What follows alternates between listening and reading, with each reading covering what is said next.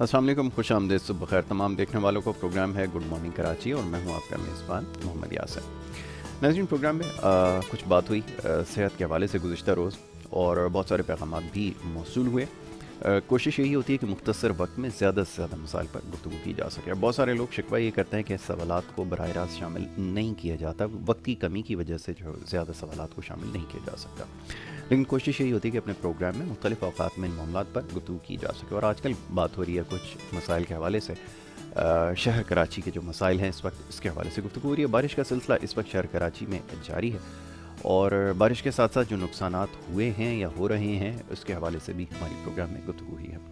बहरहाल ये मामला चलते रहेंगे, लेकिन इसके अलावा एक और बड़ा दरीना मसला शहर कराची का, वो ट्रांसपोर्ट का है। और ये सिर्फ कराची का ही नहीं बल्कि पूरे पाकिस्तान का एक मसला बनता जा रहा है। गो के इसके हवाले से कोशिश हो रही है मुख्तलिफ़ सूबों में बेहतरीन ट्रांसपोर्ट के इस वक्त जो प्रोजेक्ट्स हैं वो लगाए गए। मेट्रो बस की सूरत में अभी पेशावर के अंदर भी हमने देखा BRT का एक प्रोजेक्ट जो लगाया गया आवाम को फैसिलिटेट करने के लिए। लेकिन बड़ी बदकिस्मती है कि पाकिस्तान के सबसे बड़े शहर कराची के अंदर इस वक्त जो ट्रांसपोर्ट की सूरत हाल है वो सबके सामने है। इसके हवाले से हमने कोशिश की अपने प्रोग्राम में गुफ्तगू करें। मुख्तलिफ़ औक़ात में हमारे साथ यहाँ पर वज़ीर ट्रांसपोर्ट भी शरीक हुए प्रोग्राम में, और उनसे इस हवाले से बड़ी तफसील से गुफ्तगू हुई है। बहरहाल मैं सिवाय बातों के, दावों के और वादों के इससे ज़्यादा और कुछ नहीं हो सका, और ना ही कोई उम्मीद रखी जाती है। बात सारी कॉम्पिटेंसी की है। इससे पहले भी ये बात हो चुकी है, क्योंकि कॉम्पिटेंट नहीं है, काम करना नहीं आता, अहलियत नहीं है, सलाहियत नहीं है, तो उम्मीद रखना यकीनन बिल्कुल बेमानी होगा। बहरहाल इसी हवाले से जो दीगर मसाइल हैं उसके ऊपर भी शहर कराची में रहने वाले लोगों को कोई ख़ास उम्मीद किसी से भी अब नहीं है, ना कोई तवक्को रखते हैं कि मसाइल के हल के लिए कोई काम कर सकेगा। संजीदगी ही नज़र नहीं आती, मसाइल को हल करना बहुत दूर की बात है। तो ये शिकवे किए जाते हैं और ऐसे पैगाम हमें भेजे जाते हैं। तो बहरहाल कोशिश यही होती है कि अवामी मसाइल के हवाले से सुबह के औक़ात में गुफ्तगू की जाए, और बहुत सारे लोग पैगाम भेज भी रहे हैं। तो बहरहाल ट्रांसपोर्ट के हवाले से आज कुछ बात करने की कोशिश करेंगे कि ट्रांसपोर्ट का मसला जो इस वक्त है कैसे इसको हल किया जा सकता है। ख़ास तौर पर ट्रांसपोर्टर्स का जो पर्सपेक्टिव है वो जानना ज़रूरी है। वो क्या समझते हैं, उनके भी कुछ अपने मसाइल हैं। उनको भी जो इंट्रा सिटी बस सर्विसेज चल रही हैं उनके अपने मसाइल मौजूद हैं। ख़ास तौर पर कोरोना वायरस की वजह से अभी जो हालिया दिनों में नुकसानात हुए हैं उसके अजाले के लिए क्या हुकूमत कोई किरदार अदा कर रही है या नहीं, ये समझना ज़रूरी है। और एक और बड़ा अहम सवाल ये कि पूरी दुनिया में ट्रांसपोर्टेशन एक इंडस्ट्री का दर्जा रखती है। इसमें हम फॉरेन डायरेक्ट इन्वेस्टमेंट भी देखते हैं, इसमें पब्लिक प्राइवेट पार्टनरशिप के ज़रिए हम काम भी देखते हैं, इसमें हम गवर्नमेंट की तरफ से ये देखते हैं कि बैंकों के ज़रिए जो है वो फैसिलिटेट किए जाता है ट्रांसपोर्टर्स को, प्राइवेट सेक्टर को, फिर वो इमर्ज होते हैं ताकि शहर के अंदर जो ट्रांसपोर्टेशन का जो सिस्टम है उसको बेहतर बनाया जा सके। लेकिन ऐसा कुछ भी सिलसिला यहाँ पे नज़र नहीं आता।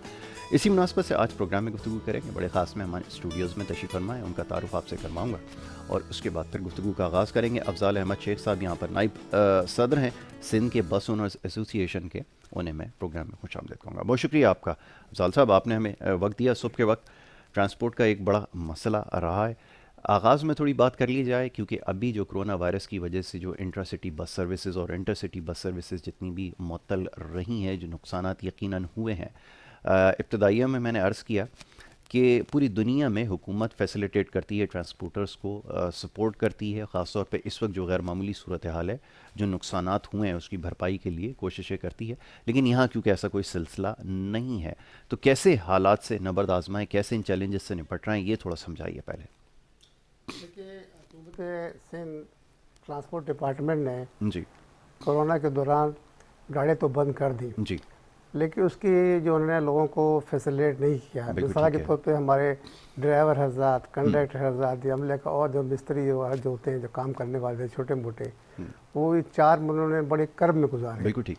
उनको 1 रुपये की सब्सिडी ना गवर्नमेंट ने दी, और हमने अगर उनको दी है तो ना होने के बराबर। बिल्कुल ठीक है। अब एक आदमी अगर वो रोज़ाना 1,000 रुपये 30,000 महीना लेता है, उसको हम 5,000 महीना भी ना दे पाए। बिल्कुल ठीक है। गवर्नमेंट ने इस सिलसिले में कुछ नहीं किया, बल्कि उनको तकरीबन वो भूखे ही रहे पूरा 4 महीने तक। दूसरे ममालिक में इस इंडस्ट्री को, बल्कि इंडस्ट्री क्या, इसको जो है गवर्नमेंट खुद करती है। यानी ट्रांसपोर्ट वहाँ पर अब देख ले, सिंगापुर है, मलेशिया है, दुबई है, कुवैत है, ये वो सब सारा मुल्क में गवर्नमेंट की अपनी ट्रांसपोर्ट है। बिल्कुल ठीक है। और जो प्राइवेट चलाना चाहता है प्राइवेट चलाए, कोई मना उनको भी नहीं है। इसी हिसाब से उन्हें तमाम कारोबार अपने पास रखा हुआ है गवर्नमेंट ने, उसी हिसाब से चलाते हैं इसको। और यहाँ पाकिस्तान में क्योंकि सब्सिडी तो बहुत दूर की बात है, ये गवर्नमेंट को उसका जो बसें जल जाती है या कोई और नुकसान हो जाता है, उसका इजाला भी नहीं देते। अच्छा, उसके लिए भी चक्कर लगाने पड़ते हैं, वो कुछ नहीं मिलता। लेकिन वो क्यों? क्योंकि ये तो आपसे रोड परमिट की मद में पैसे भी लेते हैं, चार्जेस भी लेते हैं, टैक्सेस दीगर भी हैं, महसूल भी लिया जाता है, सारी चीज़ें ली जाती हैं, तो ये ऐसा क्यों होता है कि ये अदायगी वापस नहीं करते? ये क्या सिलसिला है? इसकी मैं वजह बताऊँ। क्योंकि हमारा यहाँ पे ट्रांसपोर्ट का निज़ाम वो चलाती है लोकल पुलिस, यानी ट्रैफिक पुलिस या पुलिस का तो खैर इतना लोकल पुलिस का अमल दखल इसमें नहीं होता, लेकिन आजकल हो गया है। तो हर जगह गाड़ियाँ रोक के खड़े हो जाते हैं, लाओ जी कागजात लाओ, ये लाओ, हालांकि उनका कोई जवाब ही नहीं बनता। उनका जवाब वो सिर्फ ट्रैफिक डिपार्टमेंट कर सकता है। और ट्रैफिक डिपार्टमेंट जो चलान या वायलेशन के करता है वो अपने खाते में ले लेता है, यानी वो पुलिस को चल जाते हैं, वो सिंध गवर्नमेंट को जाते ही नहीं है। सिंध गवर्नमेंट का महकमा जो है ट्रांसपोर्ट कहाँ से तरक्की करेगा, कहाँ से पैसे मिलेगा, कहाँ से सब्सिडी देगा, कहाँ से कर्जे देगा, नहीं दे सकता। वो एक बहुत ह्यूज अमाउंट जो है वो ट्रैफिक वालों को कन्वर्ट हो जाता है, यानी सिंध पुलिस को, वहाँ से वापसी नहीं मिलता और ना जाता है वो। तो इसके लिए तो एक बहुत लंबा चौड़ा फंड चाहिए। तो करोड़ों रुपए इसकी लागत, करोड़ों, जिसमें चलान ही करोड़ों रुपए के होते हैं, उसके बावजूद भी जो है वो नतीजा सिफर बटा सिफर है। अब सिग्नल जो है वो जो बंद पड़े हैं, उनका भी निज़ाम नहीं चल रहा। ट्रैफिक वाले आप देखें, अगर जिस जगह खड़े हैं ना, अगर दो मोटरसाइकिल वाले जा रहे हैं, उन्होंने रूट वायलेशन का रूट का कर लिया है या 279 पे मुखालिफ सिमत से आ गए, तो उसको तो राइटर सीधे उसको जी बंद करो, उस पर FIR काटो, उस पर तैयार हो जाते हैं FIR काटो जी इनकी गलत सिमत से ट्रैफिक नुकसान किया, मसले वायलेशन की है। तो अब आप देखें वो उसकी मैं उसको जो है वो कुछ बटोरने होता है, एक्चुअली पैसे बटोरने होते हैं, तो वो बटोरने का एक उन्होंने जरिया बना रखा है, तो उसमें लगे रहते हैं। तो वो अब ट्रैफिक जो चल रही है उसमें रवानी नहीं आ रही, तो वो बेचारा ट्रैफिक वाला तो वहाँ लगा है, मोटरसाइकिल वाले रिक्शे वाले पे लगा हुआ है, वो चाहे वहाँ जा ही रहे वहाँ पे, तो वो कहाँ से रवानी को कायम करेगा? तो ऐसा नहीं होना चाहिए। इसका एक बाकायदा महकमा ट्रांसपोर्ट को ये चाहिए, बल्कि मैंने लिख के भी दिया हुआ है अभी भी कि महकमा ट्रांसपोर्ट अपनी, जैसे कि एक्साइज पुलिस है, इनकी अपनी पुलिस है, वो खुद जाते हैं, उनके थाने बने हुए हैं, छापा मारते हैं, बरामद करते हैं और वो केस चलाते हैं कोर्टों में। इस तरह महकमा ट्रांसपोर्ट भी अपनी एक जो है फोर्स तैयार कर ले, वो पुलिस की तरफ की हो, उसमें कम से कम ज़्यादा नहीं कम से कम 100-150 इंस्पेक्टर भर्ती करे, वो रोड पे जाएं, उनको गाड़ियाँ मिली हुई हों, वो जाके गाड़ियों का चलान करे वायलेशन का, ना कि ट्रैफिक करे। वो ज़्यादा जानते हैं क्योंकि हम रूट परमिट वो इशू करते हैं, रूट का फिटनेस वो इशू करते हैं, उनको पता होता है कि फिटनेस ख़त्म हो गई है, क्या हो गई है, वो सब सारा जानते हैं। एक अर्निंग करने का इतना बेहतरीन जरिया है महकमा ट्रांसपोर्ट के पास, मगर उसको अभी तक कर नहीं पा रहे। फिटनेस की आपने बात की जो गाड़ियों की है, बड़ी बदकिस्मती है कि शहर कराची में जिस तरह ट्रांसपोर्ट का सिस्टम है आपका, तो क्योंकि इंटरसिटी और इंटरसिटी बस का काम है, लेकिन जिस तरह की फिटनेस गाड़ियों की है, जब भी हुकूमत कोशिश करती है कि इन गाड़ियों को तब्दील किया जाए, उनके खिलाफ कोई कार्रवाई की जाए या कोई इस तरह का प्लान मुरतब करती है, ट्रांसपोर्टर खुद ही आगे आ जाते हैं, उनके सामने खड़े हो जाते हैं और अपनी मजबूरियां बयान करते हैं। ये बात किस हद तक दुरुस्त है? ये आपकी बात बिल्कुल दुरुस्त है। उसकी वजह मैं बताता हूँ ना मैं। अब ये कराची शहर में 1962 1970 मॉडल की बसें चल रही हैं, आपने देखा तो उसमें सीटों में भी उसमें कीलें लगी हुई हैं, जो आदमी जाए वो जख्मी हो जाए, वो समझता है मैं खड़ा होना बेहतर है। बिल्कुल ठीक है। तो अब ये बसें जब चल रही हैं, इनको ये अगर गवर्नमेंट ख़त्म कर दे तो वो एक दूसरा इसका सब्स्टिट्यूट तरीका इन्होंने निकाला हुआ है, और वो तरीका ये है कि बसों को ख़त्म करके वो जिसको कन्वर्ट कर देते हैं पानी के टैंकर में। पानी का टैंकर जो है वो 10-12 हज़ार का बिकता है। अगर उसने 2 ट्रिप लगा लिए दिन के अंदर तो 10,000 खर्चा लगा के भी उसको 10,000 बच गए। बस में इतने पैसे बचते थे, बस में रात दिन बचेंगे 2,000, 3,000, 4,000। तो वो कहता है मैं इतनी हेडेक क्यों करूँ, रात और दिन में सड़कों पे जो है अपनी गाड़ी दौड़ाऊँ और इसमें इतना काम निकले जो फिर हो भी नहीं सकता। उसमें खर्चे ज़्यादा निकलते हैं, बॉडी की टूट फूट है, इंजन वाइज काम है, टायर है, डेप्रिसिएशन है, ऑयल का है, दूसरा खर्चा मिस्त्री की। वो समझते हैं कि हमारे लिए फिर ये भी अच्छा। अभी हाल ही में गवर्नमेंट ने पाबंदी लगा दी है कि कोई बस कराची सिटी की वो दूसरे मोड में तब्दील नहीं होगी, यानी कि ये टैंकर नहीं बनेगा। हाँ, टैंकर में तब्दील नहीं बनेगा। तो इन्होंने इस तरह की पाबंदी तो लगा रखी है, लेकिन गवर्नमेंट की तरफ से कोई सब्सिडी नहीं है, कोई कर्जा नहीं है, और फिर इसको ट्रांसपोर्ट इंडस्ट्री को इन्होंने अभी तक कोई दर्जा नहीं दिया इंडस्ट्री का। इंडस्ट्री का दर्जा नहीं हाँ, दिया, अभी तक तो ये ये आपके ख्याल में इंडस्ट्री का दर्जा कैसे दिया जाए और हुकूमत क्या कर सकती है, क्योंकि उनकी तरजीहात में ये चीज़ कभी शामिल नज़र नहीं आई। जिन मसाइल का भी आपने तस्करा किया, यकीनन बहुत सारे लोग इससे लाइल्म हैं, अभी तक उनके इल्म में नहीं है कि ये मसाइल भी हो सकते हैं। कैसे इसको दूर किया जाए? इसके सबसे बड़ी मेन वजह जो ये है, हमारे यहाँ जो एक फुकदान तो जैसे होते हैं थिंक टैंक, वो टाइप के लोग नहीं है बिल्कुल इसके ठीक है, अंदर। आपने सही कहा, समझे ना? सही। सब लोग जो आते हैं 4-6 महीने के लिए, अगर वो सेक्रेटरी बन गए, या जो मिनिस्टर बेचारा जो है वो इसमें मासूम है, इसलिए मिनिस्टर के हाथ में ताकत नहीं है। बिल्कुल ठीक है। सिर्फ जितना में काम करना होता है वो सेक्रेटरी करता है। सेक्रेटरी करता है। ना? तो रेट सेक्रेटरी वेट सब वही तय सब करता वही है, करता कितना है। कलेक्ट रेट करना ये है। उसके पास हिसाब किताब, चेक देने का, पैसे का कलेक्शन, ये वो सब उसके पास होती है। सेक्रेटरी जो ट्रांसपोर्ट जो मिनिस्टर है वो बेचारा कुछ भी नहीं कर सकता। बिल्कुल ठीक है। तो इस पे हमने कई दफ़ा लेटर लिखे हैं कि इस तरह कहा कि जामे प्रोग्राम बनाएं, तमाम ट्रांसपोर्टर को बुलाएं और उनसे ये प्रोग्राम तय करें, भाई आपने हमने इस कारोबार को बूस्ट करना है, ठीक है। तरीका दो। मैंने लिख के दिए, मैंने वज़ीर आला हाउस में भी दिए, वज़ीर आज़म को भी दिए, सबको दिए कि भाई ये ट्रांसपोर्ट आपका चैप्टर ही नहीं है, आप नहीं चला सकते, ये दुनिया में गवर्नमेंट चलाती है। अब दुबई में आप देखो इतना बेहतरीन निज़ाम है आरटीए का कि वहाँ ज़रूरत नहीं पड़ती, मिनट मिनट में गाड़ी मिलती है, टैक्सी मिलती है, बस मिलती है, मेट्रो मिलती है, और हर 3 मिनट के बाद वहाँ की मेट्रो आ जाती है।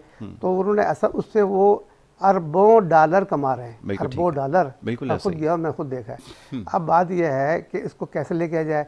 तो इनके पास कोई ऐसा जामे किस्म का ना मंसूबा है, ना कोई ऐसा थिंक टैंक सामने आके जो इसको माशरती तौर पे उसको बूस्ट करे प्रोग्राम। जैसे हमारे प्रोग्राम पहले हम देखोगे, पहले पाकिस्तान में डॉक्टर महबूब हक थे, बड़े वो जीनियस और बड़े आला किस्म के बैंकर और ये थे। तो वो उनकी खिदमत दूसरे मुल्कों ने ले ली, कोरियन वाले ने ली, सिंगापुर ने ली, फिर एक और मुल्क है उसने ली। और हमारे यहाँ जो है इस किस्म के बंदे सामने नहीं आ रहे जो उसको बूस्ट करें। मैंने लिखा कि भाई आपका चैप्टर ही नहीं है, सिर्फ आप ये कर दो, old chassis not more than 10 years old हम बाहर से इम्पोर्ट करेंगे, आप गवर्नमेंट का कोई पैसा नहीं लगेगा। हम ये काम जो बैरून मुल्क पाकिस्तानी है जिनके पास वाइट मनी है, वो फॉरेन एक्सचेंज के पैसे है ना, हम तो उसको उनसे बोलेंगे कि भाई आप हमें ये इम्पोर्ट करके दें और हमारे कारोबार में शामिल हो जाए। लोगों का अब इतना पैसा है बाहर कि वो कह रहे हैं हम पाकिस्तान में लगाएं, तो किस कारोबार में लगाएं। लेकिन अब तो ये भी मुमकिन नहीं है, क्योंकि इतनी मुश्किलात हो गई हैं, इम्पोर्ट करना एक मुश्किल काम बना हुआ है। पहले तो ये होता था कि एक पासपोर्ट के ऊपर किसी ने गाड़ी भेज दी, अब उसका सारा रिकॉर्ड भी चाहिए, सारा डाटा भी होना चाहिए, फिर एक उसकी लिमिट भी है, फिर सोर्स ऑफ उसकी अर्निंग भी डिक्लेयर्ड हो, ये तमाम चीज़ें भी अब मसला आ रहा है। तो इंपोर्ट करना कैसा, और हर किसी के बस की तो बात नहीं है, अब इसके लिए भी बड़ी इन्वेस्टमेंट चाहिए, कैसे मुमकिन हो? मैंने ये काम किया हुआ है, मैं जानता हूं। मैंने 1985 से लेके 2002 तक दुबई में ये काम किया। मैं गाड़ियाँ इम्पोर्ट करता था जापान से दुबई से देन पाकिस्तान वगैरह इधर।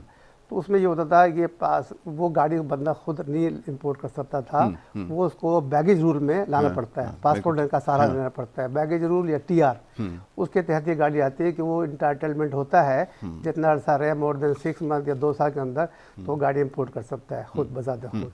तो वो हम लोग उनसे टाइटल खरीद लेते थे। अच्छा। कि हमें ये टाइटल हमने ले लें, ठीक है, जो इसके अवैध पैसे बनते हैं आपको 5,000, 10,000, 20,000 वो आपको देंगे, तो बेचारा दे करते थे।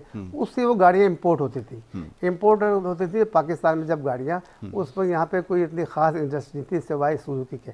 तो अब ये जब कारोबार बूस्ट हुआ, इसमें इन्होंने यहाँ पर ये पाबंदी लगवाई गई है। हाँ, इतने % गाड़ी का इंपोर्ट की ड्यूटी कर दो, इतना सेल टैक्स कर दो, पासपोर्ट की वैल्यू ऐसे कर दो कि जो इंपोर्टर है वो अपना सम अमाउंट, जैसे मिसाल के 2 लाख रुपए के एवरेज जो डॉलर बनते हैं वो अपना शो करे, फिर उसको निकाले या बैंक में मौजूद होने चाहिए। तो ये हर आदमी नहीं कर सकता, क्योंकि इसमें खतरा होता है पैसे जो है खुद करने का, तो आम आदमी इसको करता नहीं, इसलिए कारोबार भी बहुत जो है मुश्किल हो गया। और ये एक गवर्नमेंट की इंडस्ट्री को सेटल करने के लिए या उसका तवाज़ुन रखने के लिए किया गया है।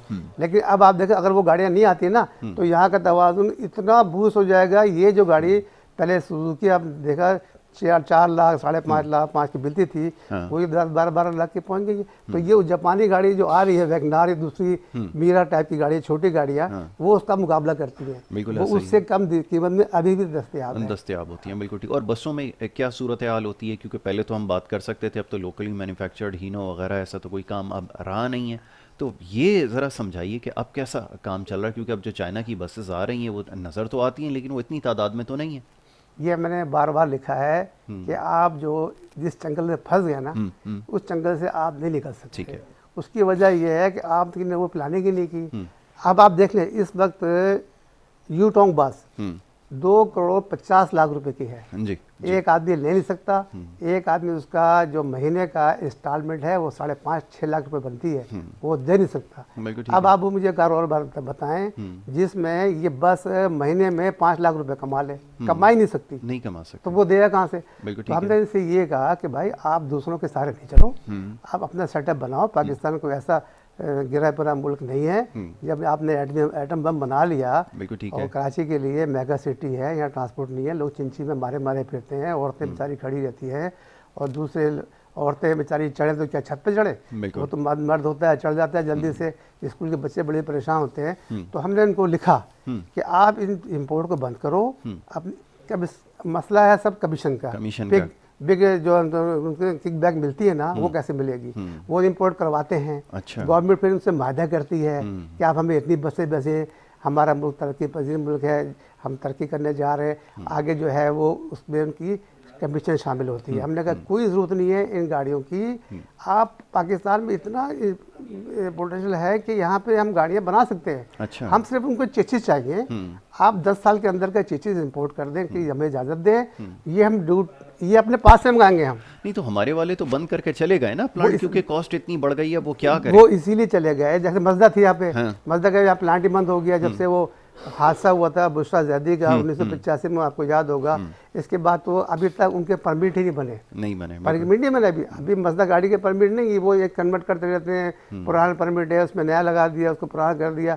और दूसरे इन्होंने अदम तवाज़ुन की वजह से बैलेंस, यानी कि उन्होंने बैलेंस सिस्टम दे रखा कारोबार में कि भाई ये आदमी एक गाड़ी ले रहा है, मिसाल के ऊपर से 30 लाख रुपए की गाड़ी है, लोकल गाड़ी, तो 25-30 लाख से कम की नहीं है, ओल्ड मॉडल।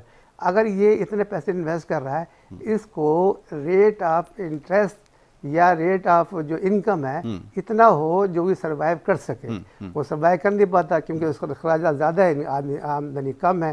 10-12 सेक्रेटरी से हमने बोला कि भाई इनके जो है किराए इतने बढ़ा दो, कम से कम इनको 10-15-20% तो मुनाफा मिले। वो मिलता ही नहीं है फिर मुनाफा इनको। इसलिए आम आदमी देखो हिम्मत नहीं करता। अभी हमें इतना बड़ा इश्तिहार लगाए बाहर के अखबारों में कि भाई आए पाकिस्तानी सरमाया बाजारी कर, वो करने के लिए तैयार है। मैं इस चक्कर में दुबई होके आया 2-3 दफ़ा, लोगों से बातचीत की, वो कहते हैं हम लगाने के लिए तैयार है, हमें तरीका तो बताएं, हम किसको दें, कोई श्योरिटी दें। अब यहाँ हम गाड़ी खरीद के पाकिस्तान भेज दें, कारोबार कराएं, फ़ायदा है, बहुत फ़ायदे की बात है। और पाकिस्तानी मैंने देखा किसी काम में, अब देखो कंस्ट्रक्शन का काम चल रहा है यहाँ पे, हॉस्पिटल चल रहे हैं और स्कूल्स का काम चल रहा है। ये ऐसे कारोबार हैं इस वक्त जो मतलब दूध देने वाली गाय। अब लेकिन ट्रांसपोर्ट में नहीं आ रहा। इतना बड़ा ये ट्रांसपोर्ट का इतना बड़ा सेक्टर है, इसमें वो आना चाहते हैं लेकिन कहते हैं हम जाते हैं, हमसे ना कोई बातचीत करता है, ना कोई हमको कोई राय देता है, ना मशवरा देता है, ना बुलाता है। तो हम काहे की इन्वेस्टमेंट करें? और जो इन्वेस्टमेंट हम करते हैं वो हमारी सारी लैप हो जाती है। और कोई कायदा कानून नहीं है पाकिस्तान में। अगर कोई रिक्शे का एक्सीडेंट हो गया या बस का एक्सीडेंट हो गया तो ये समझ लें वो बस थाने में 6-6 महीने, साल 2-2 साल तो मैंने खुद देखी है खड़ी होती है, कोई फैसला नहीं हो रहा। तो ये वो कहे कौन सा सरमायाकारी करेगा? आप अपना तो रास्ता सीधा नहीं करते और हमारे सरमाया फंसा देंगे। इसलिए बहुत ज़रूरत है कि इसमें काम करने की। कभी भी अभी ये BRT चला ले, मेट्रो चला ले, कुछ भी कर ले, जब तक अपना ये एक सिस्टम नहीं बनाएंगे, मैन्युफैक्चर पाकिस्तान में करें। देखें बताऊँ, जो 2-2.5 करोड़ की गाड़ी मिल रही है चाइना की या कहाँ की, जापान की कहीं भी, वो जो है पाकिस्तान में बहुत ज़्यादा गाड़ी तैयार हो जाती है 50 लाख रुपए के। अच्छा। नई गाड़ी अभी भी हो सकती है। हाँ, इसमें इसलिए हमें तो चेसिस इंपोर्ट करना है, चेसिस को बॉडी बनानी है। जो चाइना वाली जो बसेस यहाँ पर है उनकी बॉडी यहाँ पर जो चेसिस इंपोर्ट कर लें, और उसमें तो बस चेसिस ही नहीं है चाइना वाली गाड़ी के अंदर। चाइना गाड़ी में चेसिस नहीं है, उन्हें टोटल गाड़ी बनाई है, मतलब है कि जोड़ के, यानी कि एक के साथ जोड़ दे दूसरे के, इस तरह उनके में चेसिस नहीं है। चेसिस हमारी जो जापानी गाड़ी आती हैं या बेडफोर्ड होती है उनमें चेसिस होते हैं, उस पर स्ट्रक्चर किया जाता है पूरा बॉडी फ्रेम, वो यहाँ पे बनाते हैं, एक से एक कारीगर हैं बनाने वाला। तो असेंबल यहाँ पर हो जाए। असेंबल वो 20 लाख में पूरी गाड़ी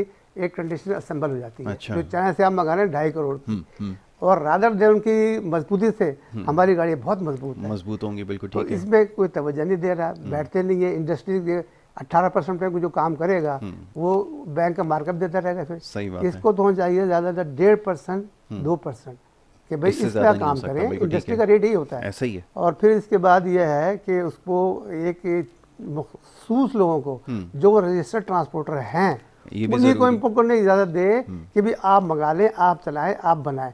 अब यहाँ ये भेड़ चाल चलती है कि जी आप इम्पोर्टर नहीं भी, अपना ट्रांसपोर्टर नहीं भी हैं, वही मंगा लेंगे, फिर वो ध्यान दूसरों को बेच नहीं, वो देंगे। तो सारे लगे हुए हैं ना, बर्गर भाई वाले भी लगे हुए हैं इसके अंदर, दूध वालों ने भी काम शुरू किया और सारे इसमें लगे ये हुए हैं, ये ऑनलाइन ये काम ये स्टार्ट गलत कर रहे है। हैं। ये उसी को काम करना चाहिए जो रजिस्टर्ड ट्रांसपोर्टर है, उसी को अलाउ करें।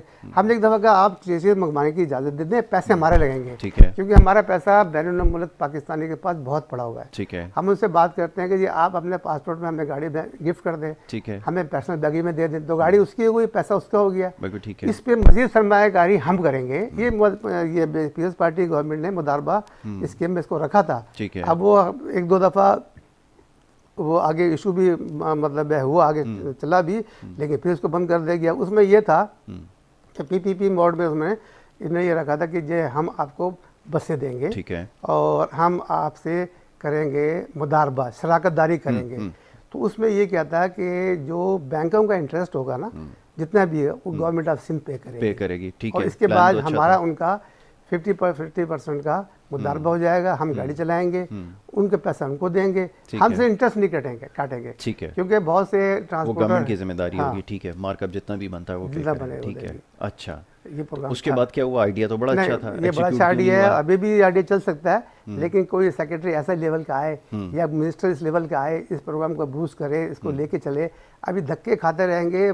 अब बसें कराची में 27,000 बसें थी, 27,000 बसों की अब 1,700 बसें रह गई हैं। ओह, चलें इसके ऊपर बात करते हैं। ये बड़ा इंटरेस्टिंग एक आपने पॉइंट बताया है कि प्लान तो इनके पास है, बसेस मंगवाई भी जा सकती हैं। जब ये इनसे बात करते हैं तो ये कहते हैं जी बड़ी मुश्किलात हैं। आपने मुश्किलात का हल भी बता दिया, पब्लिक प्राइवेट पार्टनरशिप के ज़रिए जो काम हो भी सकता है, तरीक़ाकार भी आपको बता दिया। चलें इसके ऊपर गुफ्तगू करते हैं, एक ब्रेक की तरफ जा रहे हैं, वापस आएंगे। आप देखते हैं हमारा प्रोग्राम गुड मॉर्निंग कराची।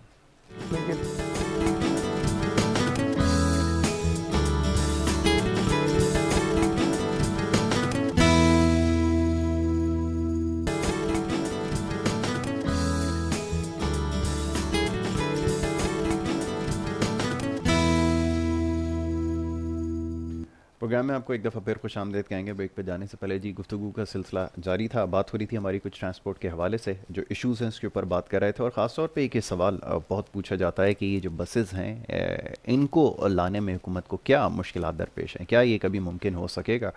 बड़ी कोशिशें इस हवाले से की गई, महज दिखावे की हद तक, लेकिन कोई चीज़ प्रैक्टिकल नहीं हो सकी। अब इसमें सबसे बड़ा एक तो नीयत का फुकदान, और मेरी नाक़िस राय ये है क्योंकि अहलियत नहीं है, कॉम्पिटेंट में हमेशा कहता हूँ नहीं है लोग किसी भी लेवल के ऊपर। ट्रांसपोर्ट का मसला एक तरफ, किसी भी आप मसले का बात कर लें, वो इसी वजह से हल नहीं हो पा रहा क्योंकि अहलियत नहीं है, मसाइल को ना समझते हैं ना हल करना जानते हैं। तो ये सारी उम्मीदें रखना कि मामला को ठीक कर लेंगे, ये बिल्कुल बेईमानी है। और ये आप शहर कराची में रहने वाले लोग बखूबी समझते हैं कि कौन कितना कैपेबल है, कितना डिलीवर कर सकता है। तो बात हो रही थी कि एक आइडियल जो सोसाइटी समझा जाए, जिसकी मिसालें दी जाती हैं, वहाँ पे ट्रांसपोर्ट किस तरह काम करती है। बड़े बड़े ममालिक में, पड़ोसी ममालिक के अंदर हम देखते हैं, करीब में या मिडल ईस्ट के अंदर हम देखते हैं कि किस किस्म का ट्रांसपोर्ट का निज़ाम है, कितना एफिशिएंट है, कितना इफ़ेक्टिव है और किस तरह रन किया जा रहा है, सबसे ज़्यादा ज़रूरी है। तो बहरहाल जी मिसालें दी जा सकती हैं, समझने की कोशिश कर रहे हैं। यहाँ पर अफजाल अहमद शेख साहब मौजूद हैं, नाइब सदर सिंध के बस ओनर्स एसोसिएशन से, के उनसे जो हमारी गुफ्तगू हो रही थी कि ये मसाइल किस तरह हल किए जा सकते हैं। अफजाल साहब, अभी कुछ देर पहले जैसे बात हो रही थी कि ये मसाइल हैं, लोकली असम्बल की जा सकती हैं, बसेस उतारी जा सकती हैं, लेकिन सबसे बड़ा मसला ये है कि इसमें अमल का जो दारोमदार वो नीयत के ऊपर होता है। और यहाँ क्योंकि नीयत नहीं है और अहलियत नहीं है, अब ये मसाइल जिनकी आपने निशानदेही की है या आपने जो तरीक़ाकार बताया है, ये बड़ा आसान है, सहल है, समझना आसान है, देखने वाला भी ये समझ रहा होगा कि किस तरह मसला हल किया जा सकता है। लेकिन ये इनकी बात समझ में क्यों नहीं आती और क्यों इनके लिए इतना बड़ा मसला बना हुआ है, ये क्यों फैसिलिटेट नहीं करते या ट्रांसपोर्ट को बेहतर बनाने के लिए कोशिश नहीं करते, इंट्रा सिटी और इंटर सिटी जो बस सर्विसेज हैं, क्यों उसको बेहतर बनाने के लिए अब तक कुछ नहीं कर पाए? आपके ख्याल में रुकावट क्या है ये? ये इस वक्त जो मसला जो बहुत ज़रूरी है वो इंटरसिटी का इतना नहीं है जी। इंटरसिटी में आपने देखा होगा, जब आप जाते हैं इंटरसिटी की शहर में से हैदराबाद है जी, या जी। मिरपुर खास है या अंदर पुलिस है, तो ट्रांसपोर्ट एक बस नहीं 4 बसें खड़ी होती है बिल्कुल, जाने के लिए। बिल्कुल। एक इधर से आवाज़ दे रहा है, एक इधर से घसीट रहा है, एक उधर से बुला रहा है, इधर से कर रहा है। उसके साथ ही एक और वैन सर्विस चलती है जो वो उससे घसीट करती है, वो जी इतना किराए में जाएंगे, ये करेंगे, वो करेंगे, वो उसको घसीट रहा है। फिर इसके साथ आपने देखा होगा तीसरी कुव्वत कौन सी है? कार की। कार वाला रोड पे खड़े होके, वो इलीगल है जी। वो खड़े होके जो है वो पैसेंजरों को बुला रहा है, अपनी तरह राबी कर रहा है। बस जा रही है मिसाल के तौर पे 400 रुपये के अंदर जी। और एक तरीके से जो तरीक़ाकार है दुनिया में, वो कार वाला कह रहा है नहीं हम तो आपको 300 में छोड़ देंगे, आप यहाँ आ जाएं। बेचारे कुछ मुसाफिर उतर के वहाँ चले गए, फिर बस खाली हो गई, फिर वो बेचारा बस वाला इंतज़ार कर रहा है कि मेरे आप कोई गाड़ी में दूसरे मुसाफिर बैठे तो मैं जाऊँ। मतलब ये तरीका, ये गवर्नमेंट के फेलियर का तरीका, मतलब है फेल गवर्नमेंट। बिल्कुल ठीक है। ये कहीं भी नहीं होता। अब आपने जो बात की कि किस तरह इसको मतलब है बढ़ाया जा सकता है, तो मैं आपकी बात से मैं इत्तेफाक करता हूँ। यहाँ पे अहलियत नहीं है जी, जी। यहाँ के जो संजीदा लोग हैं ना वो इसमें सामने नहीं आ रहे। बिल्कुल ठीक है। हमारे जो सेक्रेटरीज हैं उनका पीरियड ज़्यादा हार्डली काम करे भी वो ज़्यादा 6 महीने, ज़्यादा साल, 2 साल, इसके बाद वो गायब हो जाते हैं। फिर जब दूसरा सेक्रेटरी आता है तो उसको 6 महीने तो समझने में लगते हैं। बिल्कुल ऐसे ही। ये क्या केस था, ये क्या हुआ था, ये क्या हुआ था, ये नोट कैसे बनाने, सीधी बात ये है ना। बात ये है, ये सब सारी बात यही है कि पैसे कैसे बना, ये इस चक्कर में लग रहते हैं कि पैसे कैसे बने। कौन सा हम लकुना ढूंढे गवर्नमेंट का अपनी फाइल का कि हमें अर्निंग, ज़ाती अर्निंग हमें कितनी हो जाए, किस पार्टी को लाएं, उस पार्टी को ला के बोले भाई हम ठीक है आपका ये काम करते हैं, हमें कितना मिलेगा, ये क्या होगा। जब तक पाकिस्तान में ये सिस्टम रहेगा इस तरह इसको नहीं चलाया जा सकता।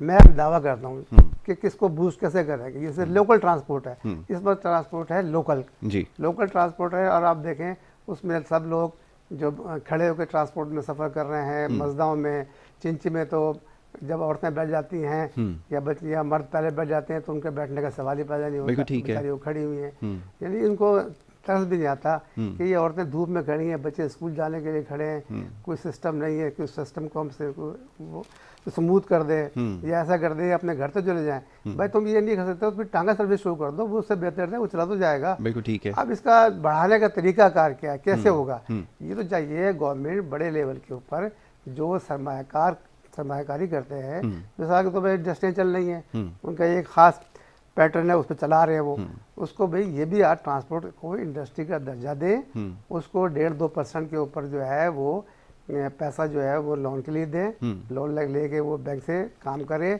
और इसमें बहुत माइन्यूट सा अगर रखते हैं इंटरेस्ट रखें, उनसे बोले बस चलाएं, और बस चलाने की बात जाता है कि उसमें वो शेयर कर लें। अगर रियल ट्रांसपोर्टर कोई है, मैं करने के लिए तैयार हूँ गवर्नमेंट से 50% पार्टनरशिप का, 40 बल्कि 50-50 भी नहीं है, बल्कि मैं तो कहता हूँ मैं 40% तो 60% आप रखो, ठीक है। आप हम बस लाते हैं मिलके, जो उसकी आमदनी इनकम होती है अखराजात निकालने के बाद 60% आप ले जाएं, हमें सर्विस चार्ज 40% दे दें, 40% देते तो कहते हैं 25% देते हैं, क्योंकि सरमाया गवर्नमेंट का अगर लगा है ना तो उसका हक ज़्यादा बनता है। तो ये इस तरह बहुत बसें आ जाएंगी और लगाने वाले पैसा पाकिस्तान में लगाने के लिए बहुत लोग तैयार हैं, ढूंढते हैं वो कोई काम बताओ। काम क्या है, हम अब दूसरे मुल्क में सरमायाकारी करें, यहाँ से कल खुदा ना खास्ता एम्बार्गो अगर हो गया या कोई मसले यहाँ पर जंग हो गई, किस मसला हो गया, तो हम अपना पैसा सरमाया लेकर कहाँ भागेंगे। बिल्कुल ठीक है, हमारे अपना कंट्री तो होगा, वो तैयार है आने के लिए। बिल्कुल ठीक है। हाँ, अच्छा, अब एक और अफजाल साहब ज़रा बात बताएं कि वो लोग जानना ये चाहते हैं कि जो किराए में कमी और इजाफा होता है, कमी तो खैर शादिर व नाज़िर ही ऐसा होता है कि कमी हो, लेकिन इजाफे के ऊपर ख़ास तौर पे लोगों को बड़े तहफ़्फ़ुज़ात होते हैं कि ये बस वाले जो किराए बढ़ा देते हैं और फिर इसके ऊपर कोई चेक एंड बैलेंस भी नहीं है। हुकूमत तो खैर ज़िम्मेदारी लेने को किसी चीज़ की तैयार नहीं है, तो इस पर वो सारी ज़िम्मेदारी ट्रांसपोर्टर पे डाल देती है। क्या वाक़तन ऐसा होता है कि फिर जो पेट्रोल या डीज़ल की प्राइसेस बढ़ती हैं वो इतनी ज़्यादा होती हैं कि किराया इतना बढ़ा दिया जाता है? ये ज़रा समझाएं। मैं इसका बताता हूँ आपको। मैंने 2016 में किराया रिवाइज करवाया था, 2016 में, आज 20 आ गया। एक तो अभी तक किराया रिवाइज नहीं हुआ और इसका कोई इनके पास चेक बैलेंस नहीं है। कमिश्नर कराची की मीटिंग में मैं जाता रहता हूँ, वहाँ से पूछता हूँ भाई आप किराया बढ़ाने का मुझे फार्मूला तो बताएं, या कम कैसे होगा। बिल्कुल ठीक है, एक तरीका तो बताएं। आपने मैं कहता हूँ किसी इकोनॉमिस्ट को मेरे साथ बिठाओ। बिल्कुल ठीक है। वहाँ ये बात जब हो रही थी, मैं कहा इन सब में कोई इकोनॉमिस्ट है? मैं नहीं है, मैं नासिर हुसैन को बुला लो, बेचारे को बैठ जाएगा मेरे साथ। तो मैंने कहा मैं ये बताना चाह रहा हूँ कि एक आदमी ने अपनी एक बस 30 लाख रुपए की ली है, उस बस में अगर वो पैसे अगर बैंक में भी रखता है, उसको 30,000 महीना मिलता है। बिल्कुल ठीक है ना? तो मैंने कहा आप तो उससे भी कम इनकम दे रहे हैं। और इस वक्त सबसे ज़्यादा चीज़ें, इंजन महंगा, टायर महंगे, डीजल महंगा, बॉडी पार्ट्स महंगा, ये तो सर्वाइव नहीं कर सकता। आप जो किराया रख रहे हैं बहुत मैनेज, आप बैलेंस रखें। किराया में जब अदम तवाज़ुन होगा, बैलेंस नहीं होगा, न तो ना ही सरमायाकार कमाएगा यहाँ ट्रांसपोर्टर और ना ही पब्लिक को कुछ मिलेगा। तो ये किराया बढ़ाने का कोई फार्मूला नहीं है, कम करने का कोई फार्मूला। जहाँ डीजल थोड़ा बढ़ा, पेट्रोल बढ़ा, गाड़ी वाले ने अगर 5-10 रुपये बढ़ा दिए, उस पर चीख पुकार होती है। तो लोग समझते हैं कि नाजायज़ ले रहे हैं, लेकिन नजर आता है नाजायज़ ले रहे हैं। बाकी सही बात है पब्लिक की, लेकिन वो तो जब उनको सेटिस्फैक्ट्री जब हो, जब एक फार्मूले के तहत उनको बताया जाए, जब किराया इतना था तो डीजल इतना था, जब किराया इतना था तो डीजल इतना था, पार्ट्स इतने का था, तो अब किराया ये बनता है नया क्राइटेरिया। उस पर वो ना कोई नोटिफिकेशन नहीं, रोज़ाना पब्लिक जो है ड्राइवर कंडक्टर एक दूसरे पब्लिक लड़ाई होती है, एक दूसरे का गिरबान पकड़े हुई होती है। हमारे यहाँ कोई सिस्टम नहीं है, इसको जो है बड़ी संजीदगी से लेने की गौर करने की ज़रूरत है। और किराए के ऊपर जो है कंप्रोमाइज़ पब्लिक नहीं करती, वो कहती है जब हमें कोई ट्रांसपोर्ट अच्छी मिले तो हम किराए दे दें। अब वहाँ सीटें बैठने की सीटें नहीं है, बिल्कुल ठीक है, गेट पे खड़े होने की जगह नहीं है, तो अब उसे किराया उतना मांगे, किराया कहाँ देगा? यहाँ से फैसलाबाद लोग खड़े होकर जा रहे हैं बस इसके अंदर। तो ये भी बड़ा कमाल है। ये टर्मिनल की थोड़ी सी बात बताइएगा, टर्मिनल किसकी जिम्मेदारी है? अब तो थोड़ा सी कल्चर डेवलप हो गया है, शायद यहाँ पर टर्मिनल बन भी गया है, एक निजी कंपनी की ताउन से ये बन भी गया, लेकिन ये जिम्मेदारी किसकी है? ये जो बस स्टैंड्स और ये टर्मिनल्स बने हैं, कहीं पिछली हुकूमत में जो बल्दियात की हुकूमत थी एक, उसमें कोशिश की गई थी कि बस की जो अड्डे हैं या स्टैंड जो हैं उसके ऊपर काम किया जाए, वरना इससे पहले तो कभी कंसिडरेशन में ना रहा है और ना कभी रहेगा। तो ये ज़रा बताइए कैसे मुमकिन है? ये पिछली गवर्नमेंट थी, जब सिटी गवर्नमेंट की, जी जी, जब यहाँ पे अपने मुस्तफ़ा कमाल साहब के दौर में, तो इन्होंने क्या 2 टर्मिनल तजवीज़ किए थे जी। एक टर्मिनल उन्होंने KMC का बनाने के लिए वहाँ रखा था यूसुफगोट में जी, वो टर्मिनल बन गया अल्लाह के फजल से।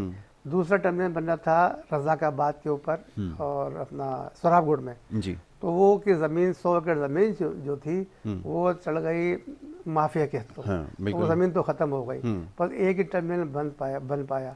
फिर बाद में जब इशू चला टर्मिनल जगह जगह गाड़ियाँ खड़ी, अब कांचे में इस पर 250 टर्मिनल, तो मैं इनको नहीं कहता, इनको कहता हूँ अड्डे के ठिए। बिल्कुल ऐसे ही, ये रोड साइड अड्डा, हालांकि वो उसको टर्मिनल बोलते हैं। मैं टर्मिनल की डेफिनेशन अलग है। टर्मिनल जो है उसके लिए छोटी गाड़ी के लिए कम से कम 2-2.5 हज़ार स्क्वायर यार्ड जगह होनी चाहिए, बिल्कुल ऐसा ही, जिसमें उसकी 57A के तहत, 57A के कानून है ट्रांसपोर्टर का, 57A जो क्वालिफाई करता है वो ट्रांसपोर्टर कहलाएगा, जिसके नाम से 8 गाड़ियाँ हो, बिल्कुल ठीक है, अपनी जगह हो।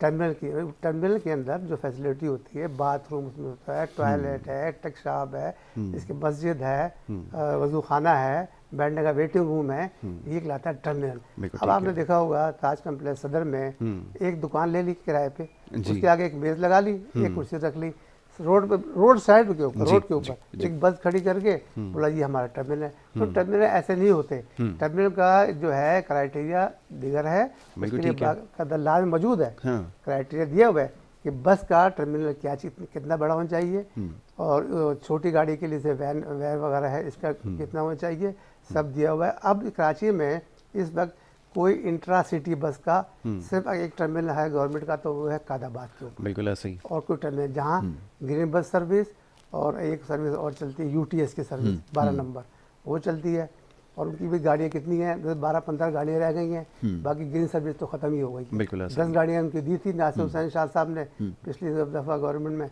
अब वो गाड़ियाँ नहीं चल रही, ख़त्म हो गई, वो सब माइनस हो गई। अब रह गया मसला था इंटरसिटी का। इंटरसिटी के लिए कोई टर्मिनल नहीं था सिवाय यूसुफगोट के, जो भी पिछली गवर्नमेंट में जो इन्होंने काम किया सिटी गवर्नमेंट ने उन्होंने दे दिया। इसके बाद अब 3 टर्मिनल गवर्नमेंट ने नोटिफाई कर दिए। नंबर 1 कर दिया यूसुफगढ़ को तो था पहले से, दोबारा इसको टर्मिनल कर दिया। इसके बाद एक सोराबगोट में रासिद, वहाँ पे एक टर्मिनल कराची बस टर्मिनल बना दिया। ठीक है। एक टर्मिनल उन्होंने बनाया कोरंगी में, वो केडीए का गवर्नमेंट का टर्मिनल है। जी। अब लोगों को चाहिए था कि जो इंटरसिटी के ऑपरेटर हैं वो इन गाड़ियों को वहाँ पर कन्वर्ट करें। बिल्कुल ठीक है। अब वो वहाँ इसको कन्वर्ट करने के लिए तैयार नहीं है और चले गए हैं कोर्ट में कि जी हमें शहर से बेदखल किया जा रहा है, ये कर रहे हैं, वो कर रहे हैं, हमारे साथ जुल्म हो रहा है, ज्यादती हो रही है, हम इतने दूर कहाँ जाएं। भाई तमाम दुनिया यहाँ पे शहर के अंदर खड़ी करने में तो बड़े नुकसानात भी हो रहे हैं, पैसे भी देने पड़ रहे हैं पुलिस को, फिर चालान भी हो रहे हैं और दीगर मसाइल भी हैं। फिर शहर के अंदर आपको पता है हालात आए दिन ऐसे रहते हैं, कोई बस को नुकसान हो जाए ये बड़ा मसला होता है। तो फिर ये कैसे उनके लिए आसान रास्ता हो सकता है? आसान रास्ता नहीं है। फिर इसमें भी दो चीज़ें हैं। एक तो होता है रियल पैसेंजर आसानी से मिल जाता है, बस ये फ़ायदा है इस पैसेंजर जो शहर का पैसेंजर है ना वो घूम घुमा के उधर से उधर पहुंच जाता है। वो ये कि इतना लंबा रास्ता तय करें, वो कहता है ठीक है मुझे जब घर बैठे सवारी मिल रही, ट्रांसपोर्ट मिल रही है तो मैं क्यों जाऊँ सोराबगोर। इसमें दो तरह के चक्कर है। इसमें एक तो ये है, एक तो होता है रियल ट्रांसपोर्टर जिसकी बस होती है, who has the bus owner, वो कोई है रियल। उसके लिए ये तकलीफ नहीं है कि वो सोराबगोर से जाए या इधर जाए। अब दो जो उसको चलाने वाला है ना, भत्ता माफिया का एजेंट समझ लें, वो जो उसको ऑपरेट करता है, जब कहता है ये जगह जी मेरी जगह है, आप यहाँ से गाड़ी चलाएं, आपसे हम इतने पैसे लेंगे, आपको सवारी यहीं मिलेगी, आपको सवारी देंगे, वो उसमें आड़े आ जाते हैं। वो निकलने नहीं दे रहा उनको। अच्छा। कि आप वहाँ मत जाएं, आपको सवारी तो हम यहाँ दे रहे हैं, तो आपको जाने की जरूरत क्या है वहाँ पे? बिल्कुल ऐसा 1000 हम दे देना, हम आपको ये घर बैठे सवारी दे रहे हैं। तो वो उसको रोकता है, उसमें कोर्ट कचहरी करता है, जाने नहीं निकलने की तरकीब नहीं देता कि आप जाओ। तो गवर्नमेंट के जो जितने भी जो सेक्रेटरीज हैं, काम करने वाले फंक्शनरीज हैं, उनको चाहिए वो उनको वाली फुर्सत में शहर से बाहर कन्वर्ट करे आसानी के साथ, ताकि वो जो है रस से ख़त्म हो गए। अब आप चले जाए, मैं आपको मिसाल देता हूँ। बिल्कुल। एक गाड़ी में 50 पैसेंजर बैठते हैं बस में। बिल्कुल ठीक है।